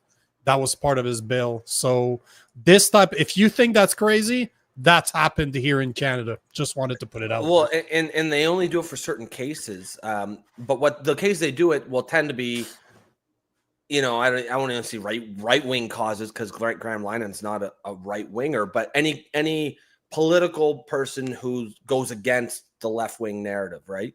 Whatever that may be, whether it's the COVID shots or if it's the trans issue, and you know they do it so you can't drum support up, right? So you can't get people on your side, and frankly, it's a sign of weakness. They do it so that because they know that the public will be, you know, upset about it, and they know it because they're wrong. That's what they know that they're wrong. And if the person is allowed to go on social media, they will get they'll be able to drum up support. Now, obviously, they miscalculated here because Graham Linehan is fairly well known. He's like a fairly well, especially in the gender critical community. He's sort of famous for. So me and him have followed each other for a while, and we interact a decent amount on X. His story is well known if you're familiar with him. He basically he's a creator for the show Father Ted, and I believe it's the It Crowd or the IT Crowd. I don't know which one it is, but those are both like in Britain apparently. Those are both like major shows. It'd be like if like The Office is here, right? Or what's the one with Larry David? Curb Your Enthusiasm. Like that. Sure. Like that kind of quality. So it'd be like if they arrested Larry David for tweeting this. Bumpy says the It Crowd, substantial hit in the community. Like these are well-known, big mainstream shows. Because of it, he's a well-known writer, and he basically lost his career for this. He started talking a couple of years ago, lost his wife, lost his kids. I think the wife and kids left because she wasn't willing to put up with the abuse she was getting. Just can't deal with it. Yeah, and I'm sure there was probably some other issues because if she was really like I don't know, but she was getting a lot of abuse because of that. He was basically standing up for as he sees it, women's rights when he was talking about, and he by no means is he I mean, he's kind of radicalized now because of how he's been treated, but that punch him in the balls comment you made was as the worst you'll ever see from him. He's not like out there calling for violence or anything like that. And someone had a trans person had made a complaint, and so last night he was flying back from America, and he was arrested at the airport. They got him. They were waiting for him at the airport. 5 armed police officers. So like you've got a lot of issues here. First is just a fundamental free speech issue. Like you're arresting British citizens for saying something like that, which is absolutely standard fare. Do they not understand how many people they're going to have to start arresting on all sides of the aisle if you're going to arrest people like that? Because right now, all the standard is that someone was offended. That's it. If someone is offended, they can call in, and they have this hate crime speech in the UK. And if they're offended, the cops will go. And now it does seem to only go one way. If a right winger called and said they were offended by someone's position on abortion or COVID shots or guns or whatever, I highly suspect cops would not be paying them a visit at 2 a.m.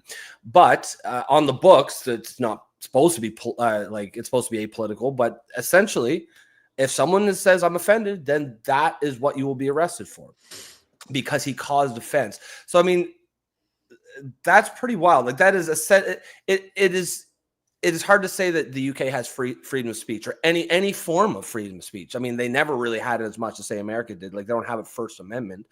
But they don't have any form of free speech if people are being arrested for that. And like waiting at the fucking airport, 5 armed soldiers. So now there's another angle to this, and that's just police resources. Are you you've got rapes being committed all the time by crime is out of control in the UK in many ways, and they're dedicating 5 armed police officers to go arrest a guy for mean tweets, and just the resources that would have had to coordinate. Well, if you're coordinating with an airline or an airport for a plane to land, and you are taking them into custody, that's not as simple as a couple of cops going down to the airport. You're going to have your lieutenants or above him is calling the airlines. That probably takes some time. Like there's major police resources being put into picking this guy up the second he gets off the plane, and that's its own.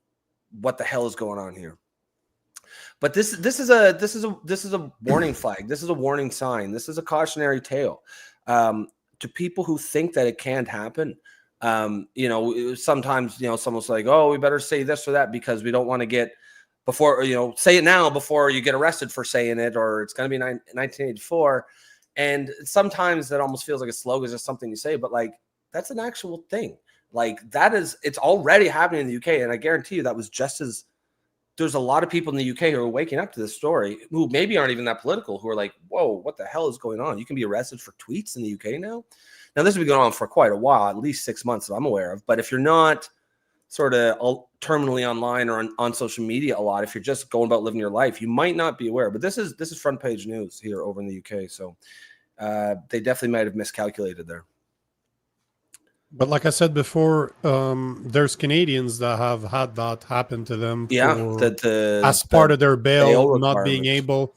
So it was Tamara Litch had that. I'm pretty sure Chris Barber would have probably had that. And the person I was talking to is not even any of those two. So there's multiple people to which it happened. So if this sounds crazy and foreign to you guys, it has already happened here. So be careful, because this type of stuff could happen here. This is, to me, it's not surprising.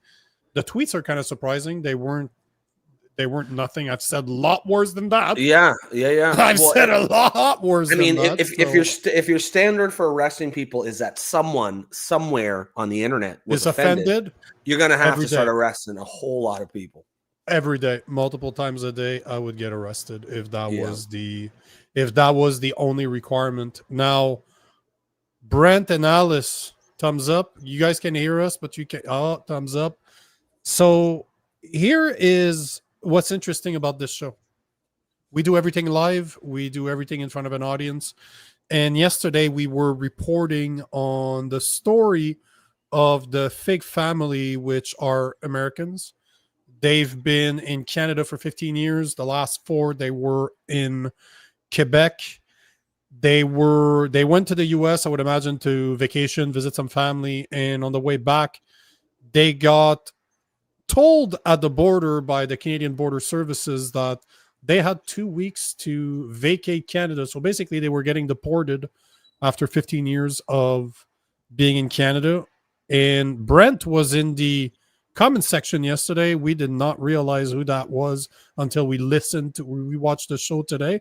But Brent and I have been speaking, and guess what, guys? And that's for the audience here. We have the Figg family. Here is Brent and Alice from the story yesterday. Hey guys, thanks for having us. Thanks for being on here. Absolutely. Technology is a great thing, because we did not realize that it was you, Brent. It's Rob this morning's like, "Hey, bro, did you notice this guy?" I'm like, "Well, I said the comment, but I was like, I didn't catch the name. I was like, was that guy in that story? Was that a Brent Figg?" And he was like, "Yeah, I think so." I was like, "I'm pretty sure I recognize." He commented at the very end last night. It didn't click in until just now. So we did find you though. So we managed to make it work. Nico, did you want to do on a?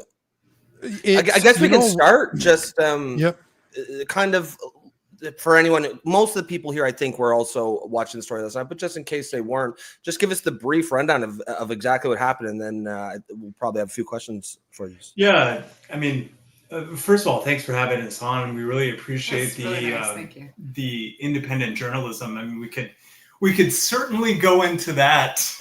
into those facets, especially as we are learning on the fly. As you guys mentioned, we've been in Canada for 15 years. Our 4 youngest children are Canadians. Our 2 older children are born in the United States. Our daughter, who you may have seen on some of the French language interviews or even on the CTV, she was born in Ohio, and we lived there for 6 weeks before migrating to balmy Winnipeg, Manitoba.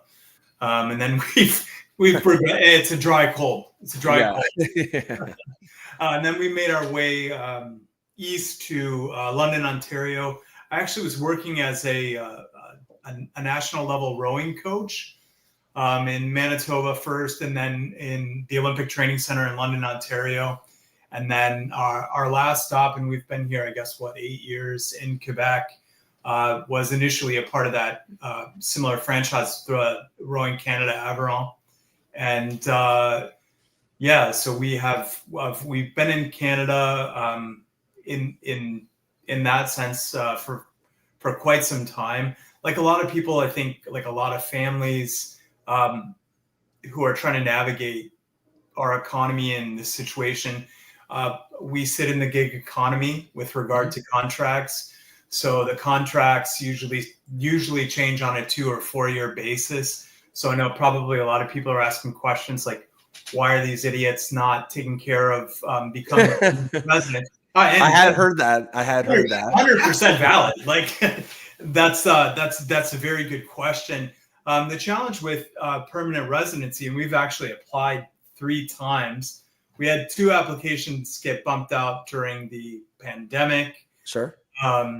Just because of the backlog, and also the other thing to kind of remember about temporary foreign work is that it and in conjunction with a permanent residency is that it's all time based, right? Mm-hmm. So you get an amount of points for the age that you are. You get an amount of points based on the contract.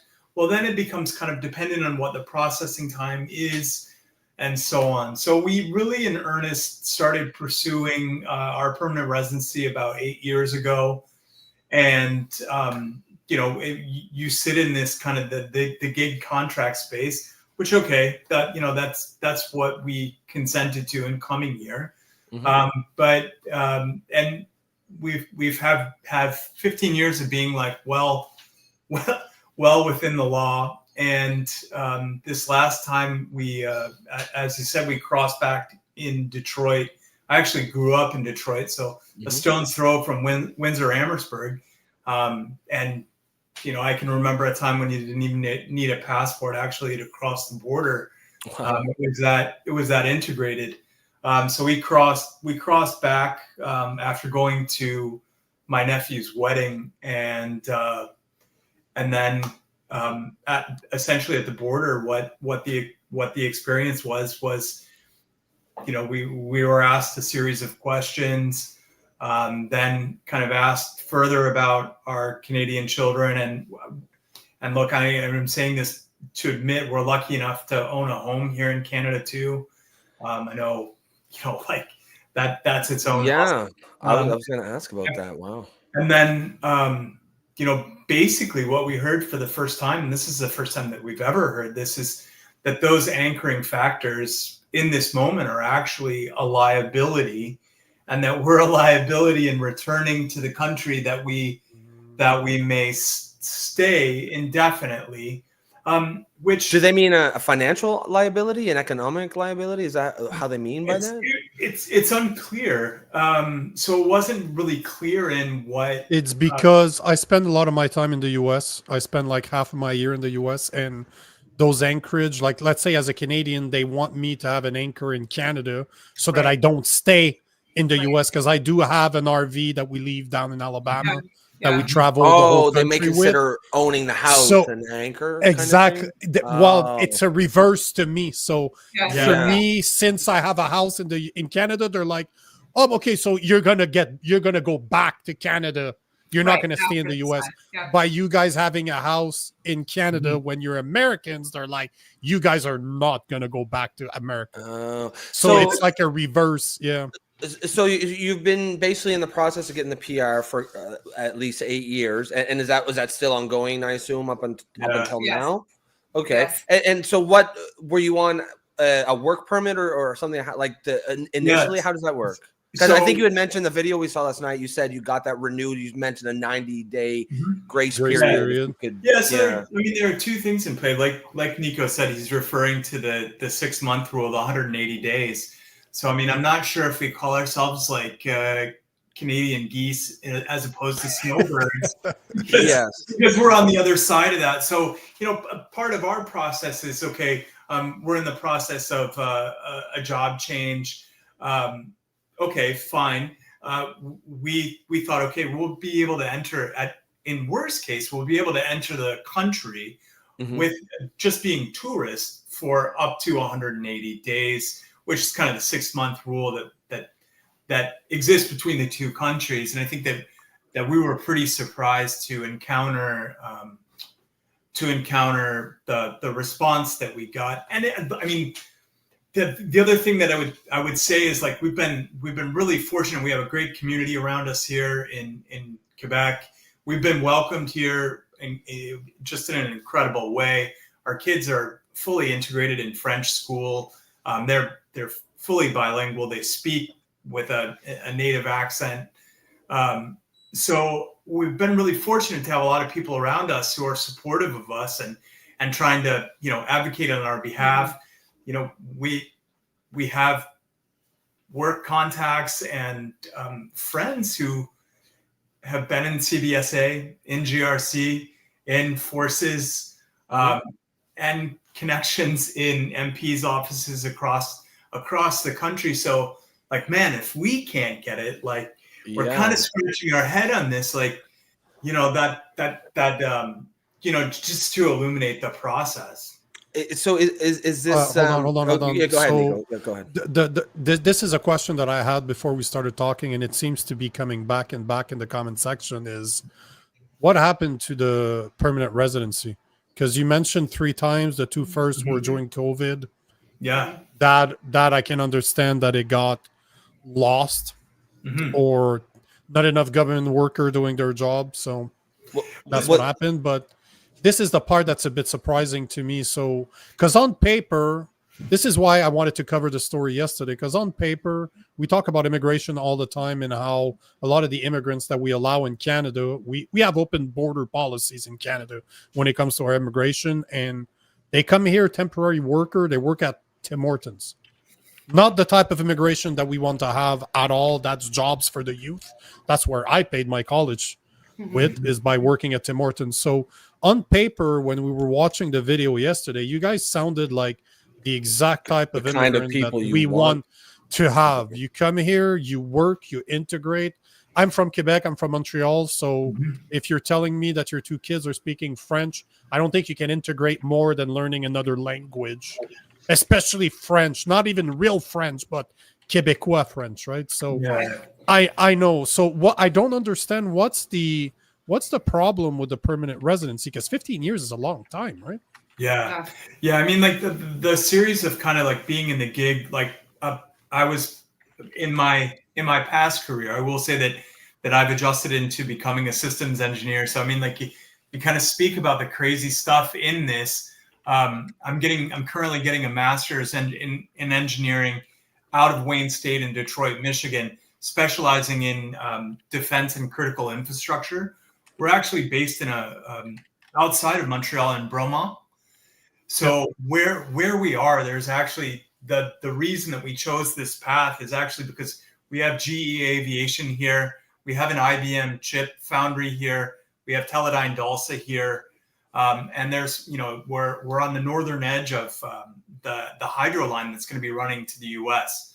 from the Hudson Champlain.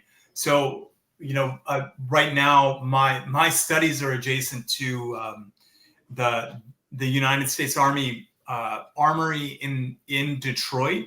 So kind of my cohort is from that, but the idea was to transfer into this space of critical infrastructure and engineering and try to carry forward some of the skills and make a contribution in this community and also, in the greater NATO concept and integration, try to make that happen.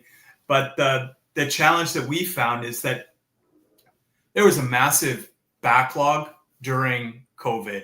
So like people just kind of pile up, but as it piles up, like for instance, your age gives you a certain amount of points. Oh yes. As in younger is better. Yeah. Younger is better, which, okay. Like I understand that makes sense. More hair. Yeah. I think if you have hair is better too, right? Yeah, exactly. All of us are screwed. Yeah. But then also the same thing goes for say like our language tests, right? So we take, we have to prove that we can speak English. We have to prove that we can speak French. So we take both of the exams. The exams are good for a certain period of time and then they expire. So you kind of end up in this window where you are in the contract of temporary foreign work then can really impact at the snapshot of when you're looked at as a permanent resident. So we happened to catch one of those on the wrong end on the beginning of COVID. And then they didn't view anything for like 2.5 years. There were no real draws. Basically things were locked down as I know you guys know. Yeah. So it just becomes that administrative, I don't know, malaise, whatever. And, the challenging thing, the thing that we're trying to work through too is, we'll talk to our MP, we'll talk to our deputy, we'll talk to our MP and our old MP in Winnipeg, right? And they'll give us direct advice from when they spoke to Immigration and Refugee Citizen Canada, IRGC, right? Mm-hmm. And then the application of that at the border, the guys at the border also have their hands tied in the same respect that they may or may not have, flexibility or discretion, but it's like one hand is not talking to the other hand in that respect. So I think of it as, it'd be easy to say, like the guy at the border, and just go off on that. Yeah. But, he's got 30 seconds to try to do his job. I get it. Like they're under pressure. But yeah, it's like dealing with the CRA. Who do you talk to? You can't call up the platform and I mean, I'm saying this and we're extremely fortunate to have actual humans that we are talking to that can try to support us in that. But, to speak maybe to the temporary foreign work thing is we should, I'll be perfectly honest with you. We should have made the application when we were in Winnipeg. Absolutely. There's no question. And I'm not partisan because I don't get to vote, right? But we should have done that during the Harper era. Yeah. That would have been processed in a much different way, and we would have been fully assimilated. I think we had 1 foot in, 1 foot out at that period of time, and we just weren't certain about that. And the more time that passes, obviously that doesn't help us in that regard. Kids come along, and But I mean, you're exactly right. Like you would think that for folks, who are at maybe a non-entry point level for immigration, that this would be desirable to fill kind of like critical gaps. Like Alice has a background in education. We have a need here in Quebec and across Canada for teachers, but there's a prohibition on actually the sectors we can't work in are education, healthcare, and sex work. Sorry, OnlyFans and MindGeek. But so you had to shut down your OnlyFans, Brent? Is that yeah. No, I mean I keep it geofenced in the U.S. yeah. She was a whatever those are called, the things that mask your IP address. VPN. Maybe I don't want to say that too loudly right now. But get a VPN. So I was saying yes. I was like, I understand, why they might have sort of flagged this count initially, but once some human beings actually look at this, it seems like it should be pretty easy to say, like, okay, well, this isn't really a priority here. So who, kind of where do you guys stand now? Are you talking to anyone that's as far as we saw in the video last night, you guys had, what was it, 2 weeks to basically sell your house, get your whole family moved, and this is just out of the blue from as far as you guys are concerned. Your kids were expecting to live here for the foreseeable future, I assume. Yeah. Our younger kids who are Canadian are able to start school, which has been, I think, at least gives them a little bit of normalcy and routine. Normalcy, yeah. The older two are home, which, I mean, we're obviously, we would like to see that that transition. I think, and another factor that comes into this, and maybe Nico can speak to this as well, is, at the moment, we've been asked to, liquidate our house and liquidate our assets and be prepared to leave. And the follow-up information that we received, we actually went down to Stansted, another border crossing that's not too far from us, and asked on the Canadian side, hey, just can you give us some clarification? And what they said is because of this initial, we have a date on our visitor document saying that we have to be out and check in at the port of entry by this date. And, we asked, okay, well, would it be possible for us to, say live in Vermont or New York and just bring our kids across the border for school? or just talk about it from a different like perspective, the Canadian kids. And basically what we were told is don't expect to be able to re-enter. So okay, I mean, I guess it's possible to sell a house in about, I mean, it's 9 days, not 10, because we had the holiday, right? Yeah. But wow, but that's not. We're kind of like juggling with that. Another thing that comes into play is,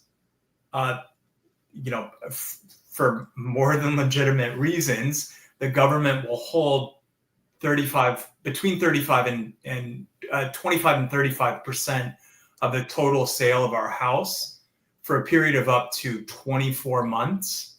Wow. Before we pay off our mortgage. So the withholding tax. You'll still have to pay the mortgage during that time?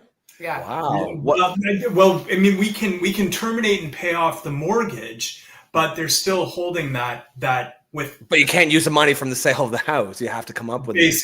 Basically, yeah. Wow. So it creates a bit of a challenge. The other challenge that is in this as well is, like, currently there's a moratorium on foreign mortgages, right?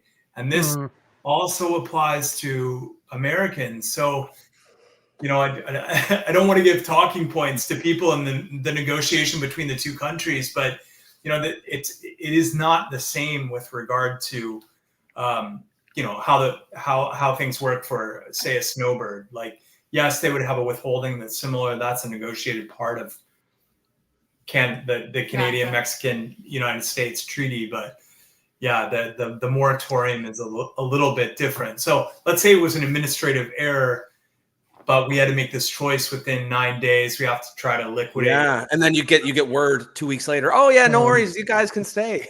Hey, then we contributed helping out with the housing market. And you can't. Are you saying you can't get another mortgage now because of these rules? Is that correct? Wow. Yeah. This is such a. It's a strange. I can't imagine how stressful this must be for you guys. Yeah. But go ahead, Brent.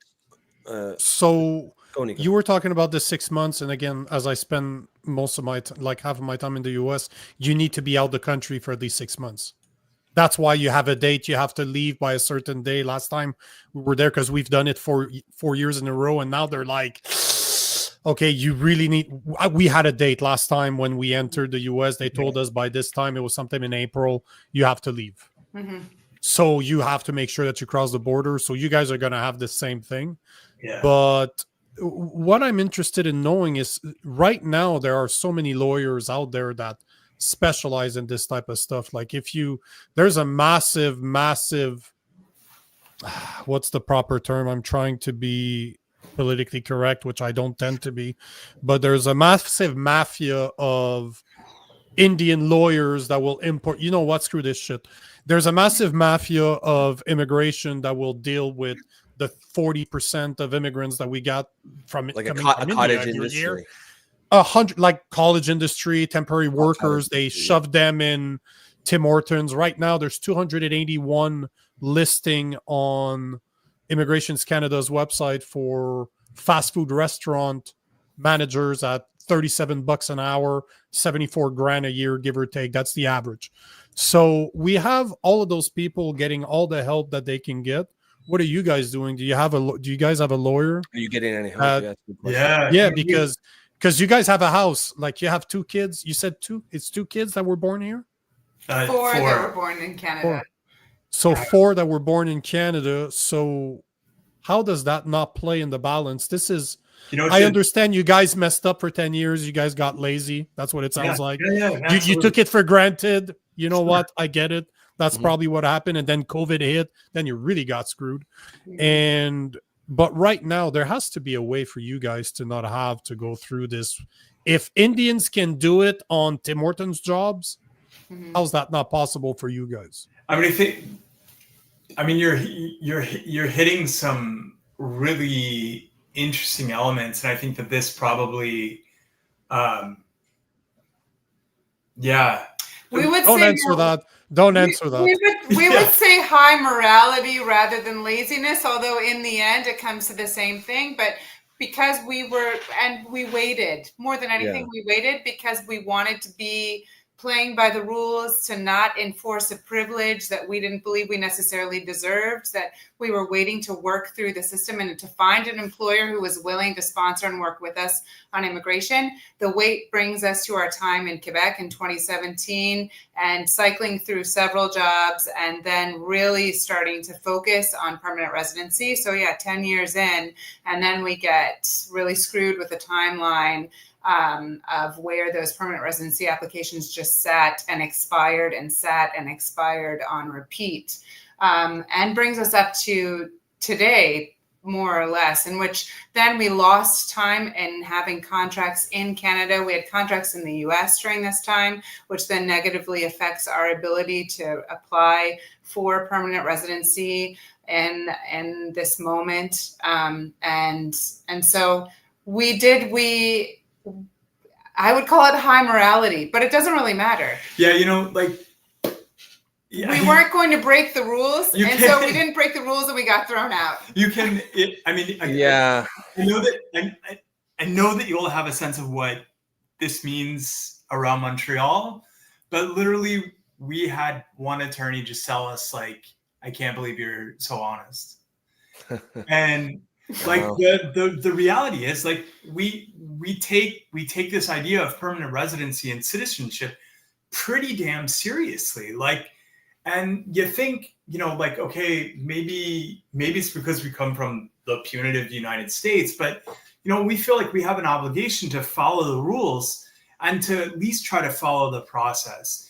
And what I think they're my sense with some of those expat communities is that they're not playing by the same type of rules as say other folks. And I think probably there are a lot of people who have immigrated and completed their immigration process to Canada, maybe at a different time, and they can see it, right? I mean, it's maybe that's what in the temporary foreign workspace too. Also, if you can bring somebody in that you can squeeze instead of somebody who's going to like participate in democracy, then it, I don't necessarily want to believe that. Certainly not for like the future of my children. But I mean, you hear some real like crazy stories. But if we get in on a false pretense, that's not real. Like somebody can come back on that, and you basically didn't want to take any chance at all that they could come back and say, no, we wanted to be honest. You didn't do it the right. Yeah.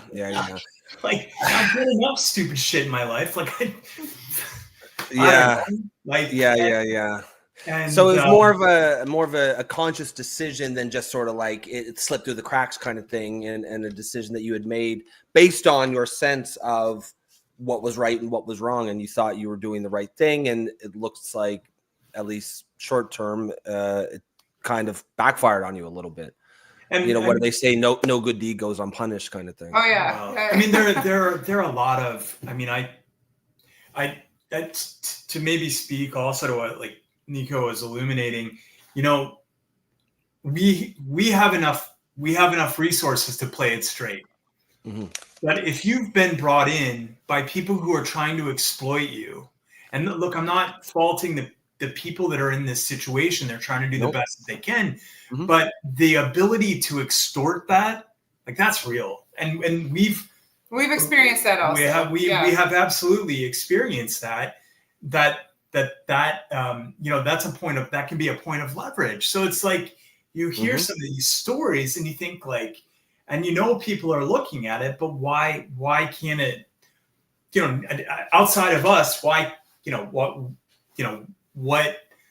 what do you need to do to like certify what you're doing is legitimate, and like what are the enforceable rules of the game, so to speak? There's a great question that came from one of our audience. It's kind of funny, but I'm actually really curious to know the answer to this because I don't understand it. But Squirrel Nuts is asking, why do you want to live in Canada? Question mark, LOL. So obviously he's a very sarcastic commenter. So, but why? Because I'd much, if you guys want to exchange, I got my wife and a newborn kid. Yeah. Is there? Can we deal some? I go down south somewhere. Chain migration, right? Yep, 100%. So you guys want to be in Canada when you can be in the US? I'd much rather be in the US right now. Yeah, I mean, I think I will say this: the system blows, right? And it really blows. Yep. But the people are awesome, right? And French people. Oh yeah. Really?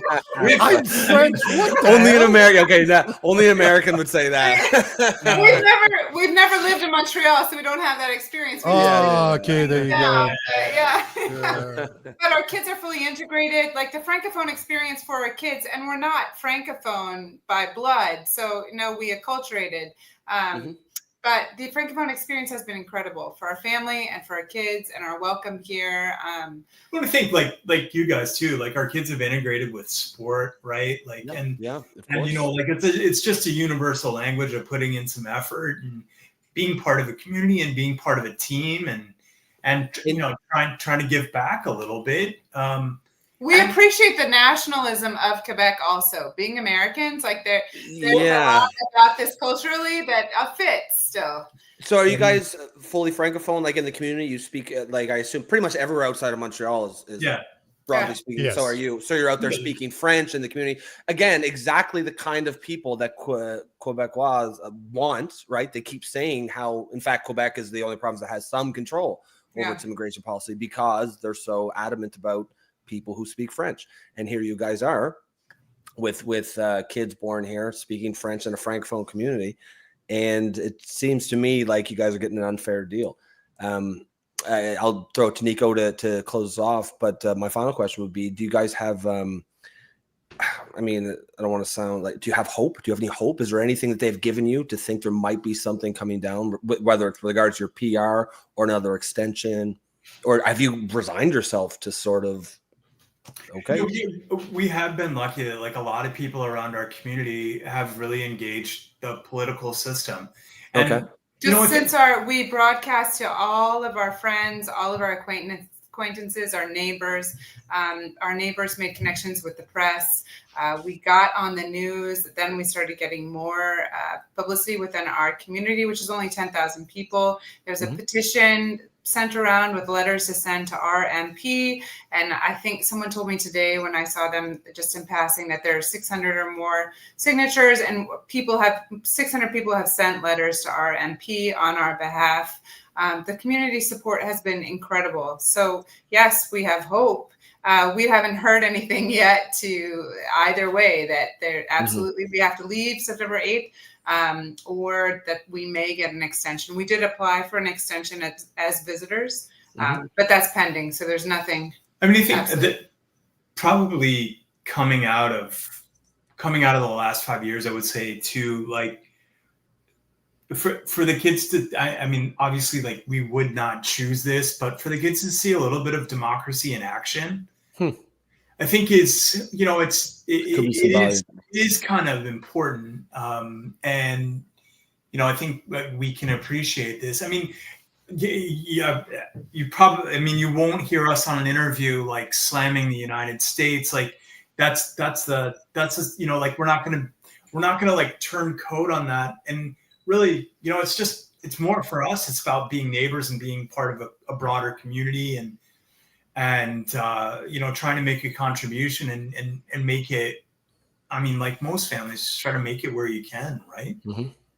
Absolutely. All I'm going to say is that from what I can see, your MP for Bromont is Louis Villeneuve. He's a liberal, so they all believe in open borders immigration. So at least you got a good MP to cry out to.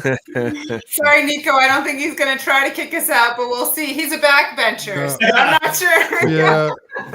No, I think you guys are going to be fine. But I really want to thank you guys for coming on the show because it was cool. We've been recording this show for a little while now and having people. It seems to happen quite often that people are watching us and we just don't know. Saw your comment, we reached out. Yeah. So thanks for reaching out. Thanks for being on the show. And You have my email address. Keep me up to date. If there's an update, reach out. We'll have you back on to speak about it. I'd like to keep in touch. Like, I love the haircut, so we'll keep in touch. Yeah, definitely. Us baldies got to stick together. But yeah, as Nico said, guys, thanks for coming out. I can tell it's obviously a pretty emotional topic. I think a lot of people can feel for you. And like Nico, I got a feeling things might work out. It seems too obvious. It seems too common sense to me to have you guys stick around. I guess so. We really appreciate this. So thank you. Thanks, guys. We really appreciate it. All right, guys. Have a great night. Thanks again, and the best of luck. Yeah, thank you. Care. Take care. Bye. Nice couple. They're very likable. Yeah, they are. Honestly, I didn't even think about it till we were doing the interview, but they probably, it's wise that they watched what they said there, because like that's the kind of thing that's why I told them don't answer the question. I'll say I don't give a fuck. I don't give a fuck. I say this shit. People every making day, these decisions might see that, right? And if you start, I was gonna ask them if like they were like felt they were being treated like, was it hostile, or do they feel like there was a political component to it? But if they get on there and say yes, it was, then who knows? Maybe the wrong person sees it. Like, So but because I was going to ask, do you think it would have happened if you were brown? Like, I kept on biting my tongue. Don't say it. Shut up. Don't say it. Don't say it. Don't say it. But they were. So when but my point was still valid. You see all those puppy meals for Indian immigrants are just lawyer upon lawyer. Just Google it, bro. It's insane. Like diploma it's absolutely. Oh no, just the lawyers that will specialize. It's a whole cottage industry helping of bringing Indians. Yes, and when they say like spend 10, 20 grand, they get a fake. Yes, that's my point. I didn't want to, but that was my point, is those exist, but they don't seem to be doing that, which, when I was in the US, my wife and I, we overstayed at one point. We crossed over Mexico, and then we came back to reset our 6 months period, because you literally just need to leave and come back in, and it resets because you were out of the country. Yeah. But no, they can't, because they got stamped. We couldn't have done that the last time we were in the U.S. because they don't want that to happen, because it's a loophole that Canada, the U.S., and Mexico, you reset your passport that way, your 6 months period. So they don't want that. Oh, okay. But what was the joke is that was during Biden's administration. So my wife and I, I kept on messing around with my wife, where I'm like, how about we go to Mexico, we cross the border illegally as asylum seekers. We're going to get credit cards. We're going to get hotel rooms. We're going to get everything. Do you know what I'm saying? No, but you laugh, but they could do that. Yeah. They could literally cross in La Colle, which is not even 45 minutes from where I am right now, where it's a dead end that crosses over from the U.S. to Canada. It's a fucking dead end at the back, at the bottom of at the end of a street. Yeah. You live, there's a little path, and then you make an asylum claim. But they're doing it the right way, and now they're facing this. So I wanted to be careful. I wanted to be careful about what I was saying, but they maneuvered it well. They didn't say anything that would be perceived as political. No, I also said don't answer that. After I asked them, don't answer that question. Yeah. They didn't talk bad about Canadian officials or American officials. I think they did. They certainly covered themselves well in that regard. No, but I mean, it sucks to hear that kind of story, because they kind of went above and beyond. What they had to do. And I think reading between the lines a little bit, I don't even know if Brent meant it this way, but as I took it, it's like, if he was willing to do some of the things pretty much everyone else is doing, he would get it. But they went out of their way to make sure everything was above board. And it's the system is not designed to punish those kind of people. And it sucks to see it happening. There are certainly some people in the comments, like Trevor Benson says, I think at this point they need to go back and apply again. It's unfortunate that it has to happen. It's a fair take. It's technically, if you want to go by the letter of the law, yes, there's I guess if they don't have a PR or whatever, but it just seems like there has to be, I understand bureaucracy has to be a wide net because it has to apply to so many people that a lot of people are going to get swept up in it. But like there has to be some sort of a background, like a human to look at, say, okay, no, but this is not the kind of people that we need to be spending our priority, our resources, getting out. There's, even if you want to go the route of, well, technically they're not legal, sure, but there's a million other people or 5 million other people who are ahead of them who are also don't have the proper, documentation, that they're probably a higher priority. Yeah, first focus on all the criminals first, and then we can go after the law-abiding people who had a work permit expire. Is how I see it. They were, like I told them, I think they got lazy. They became Canadian. They probably took in our worst quality. They became complacent. Yeah, I think complacent is probably a better word there. Yeah, and they just waited. They just let it go, thinking that they could just continue doing what they're doing. Because I get it, man. Mm-hmm. If I were to be able to spend a lot of time in the U.S. with a work visa, would I right off the bat apply for a residency? I probably would. No, I would, because I see where the state of Canada is going. Sure, but you can imagine how someone might not think twice about it. I see it. I could understand that. Yeah, but it's unfortunate because their complacency kind of bit them in the ass, and now they're in a situation where is he a temp foreign worker? I forgot to ask what he actually does, but I thought that was the gist of it. He is engineering work or something like that. He said that's what he was studying. Yeah. But he seemed to be working in sports is what he was talking about. But he's done a bunch of different things. I think he's done a bunch of different work. And I think that's what hurt him on the PR, right? Because he didn't have solid firm But I work. also think, but he said that he also worked for American companies as well. Yeah. So it's like my wife works for an American company, so when we go to the US, it looks okay. Yeah. It doesn't matter if you're in Canada; it doesn't change anything that she works for an American company. But it just seems to me that there's a lot. It just seems to me that there's a lot of bad luck. There's a lot of complacency. There's just, there's Trevor saying life goes by fast. 15 years, not that long. Yeah. When you're busy raising a family. I don't think it was ever a priority. That's the thing, right? And the fact that it wasn't kind of hurt them. And now they might be stuck having to go back and reapply from there for permanent residency directly. And that's probably a several-year process, right? Unless you show up at the border in Lacan or what was it? Trevor actually mentioned it. Rockham Road in Lacan, which is completely open. There's no fence. It's literally a path between the U.S. and Canada. But I guess they would have to go back there, claim asylum seeker, and they could stay here for the research I did is 17 months to 24 months as they await, or they could simply say that they're trans. And then they'll get him right away, non-binary, and they're getting persecuted. This is kind of how I feel. Trevor Brent says if they have to go, then every single other illegal must go. Yeah, like my take is I think there should be a person who's looking at this file and says, okay, these people are not a priority right now, and get them through the PR process. But if you're gonna kick them out because technically they're illegal, okay, sure, fine. But I want to see that same energy for every other person who's here illegal. Every other person, even the people who are from non-white countries, right? But again, it's kind of that whole thing that we talk about a lot. It does seem like there are groups of people in Western society today who are getting beneficial treatment. More equal than others. Yeah, we're all equal, but some of us are more equal than others. There was a comment that somewhere that, and I agree with, like, we're so close, we're so similar, the U.S. and Canada.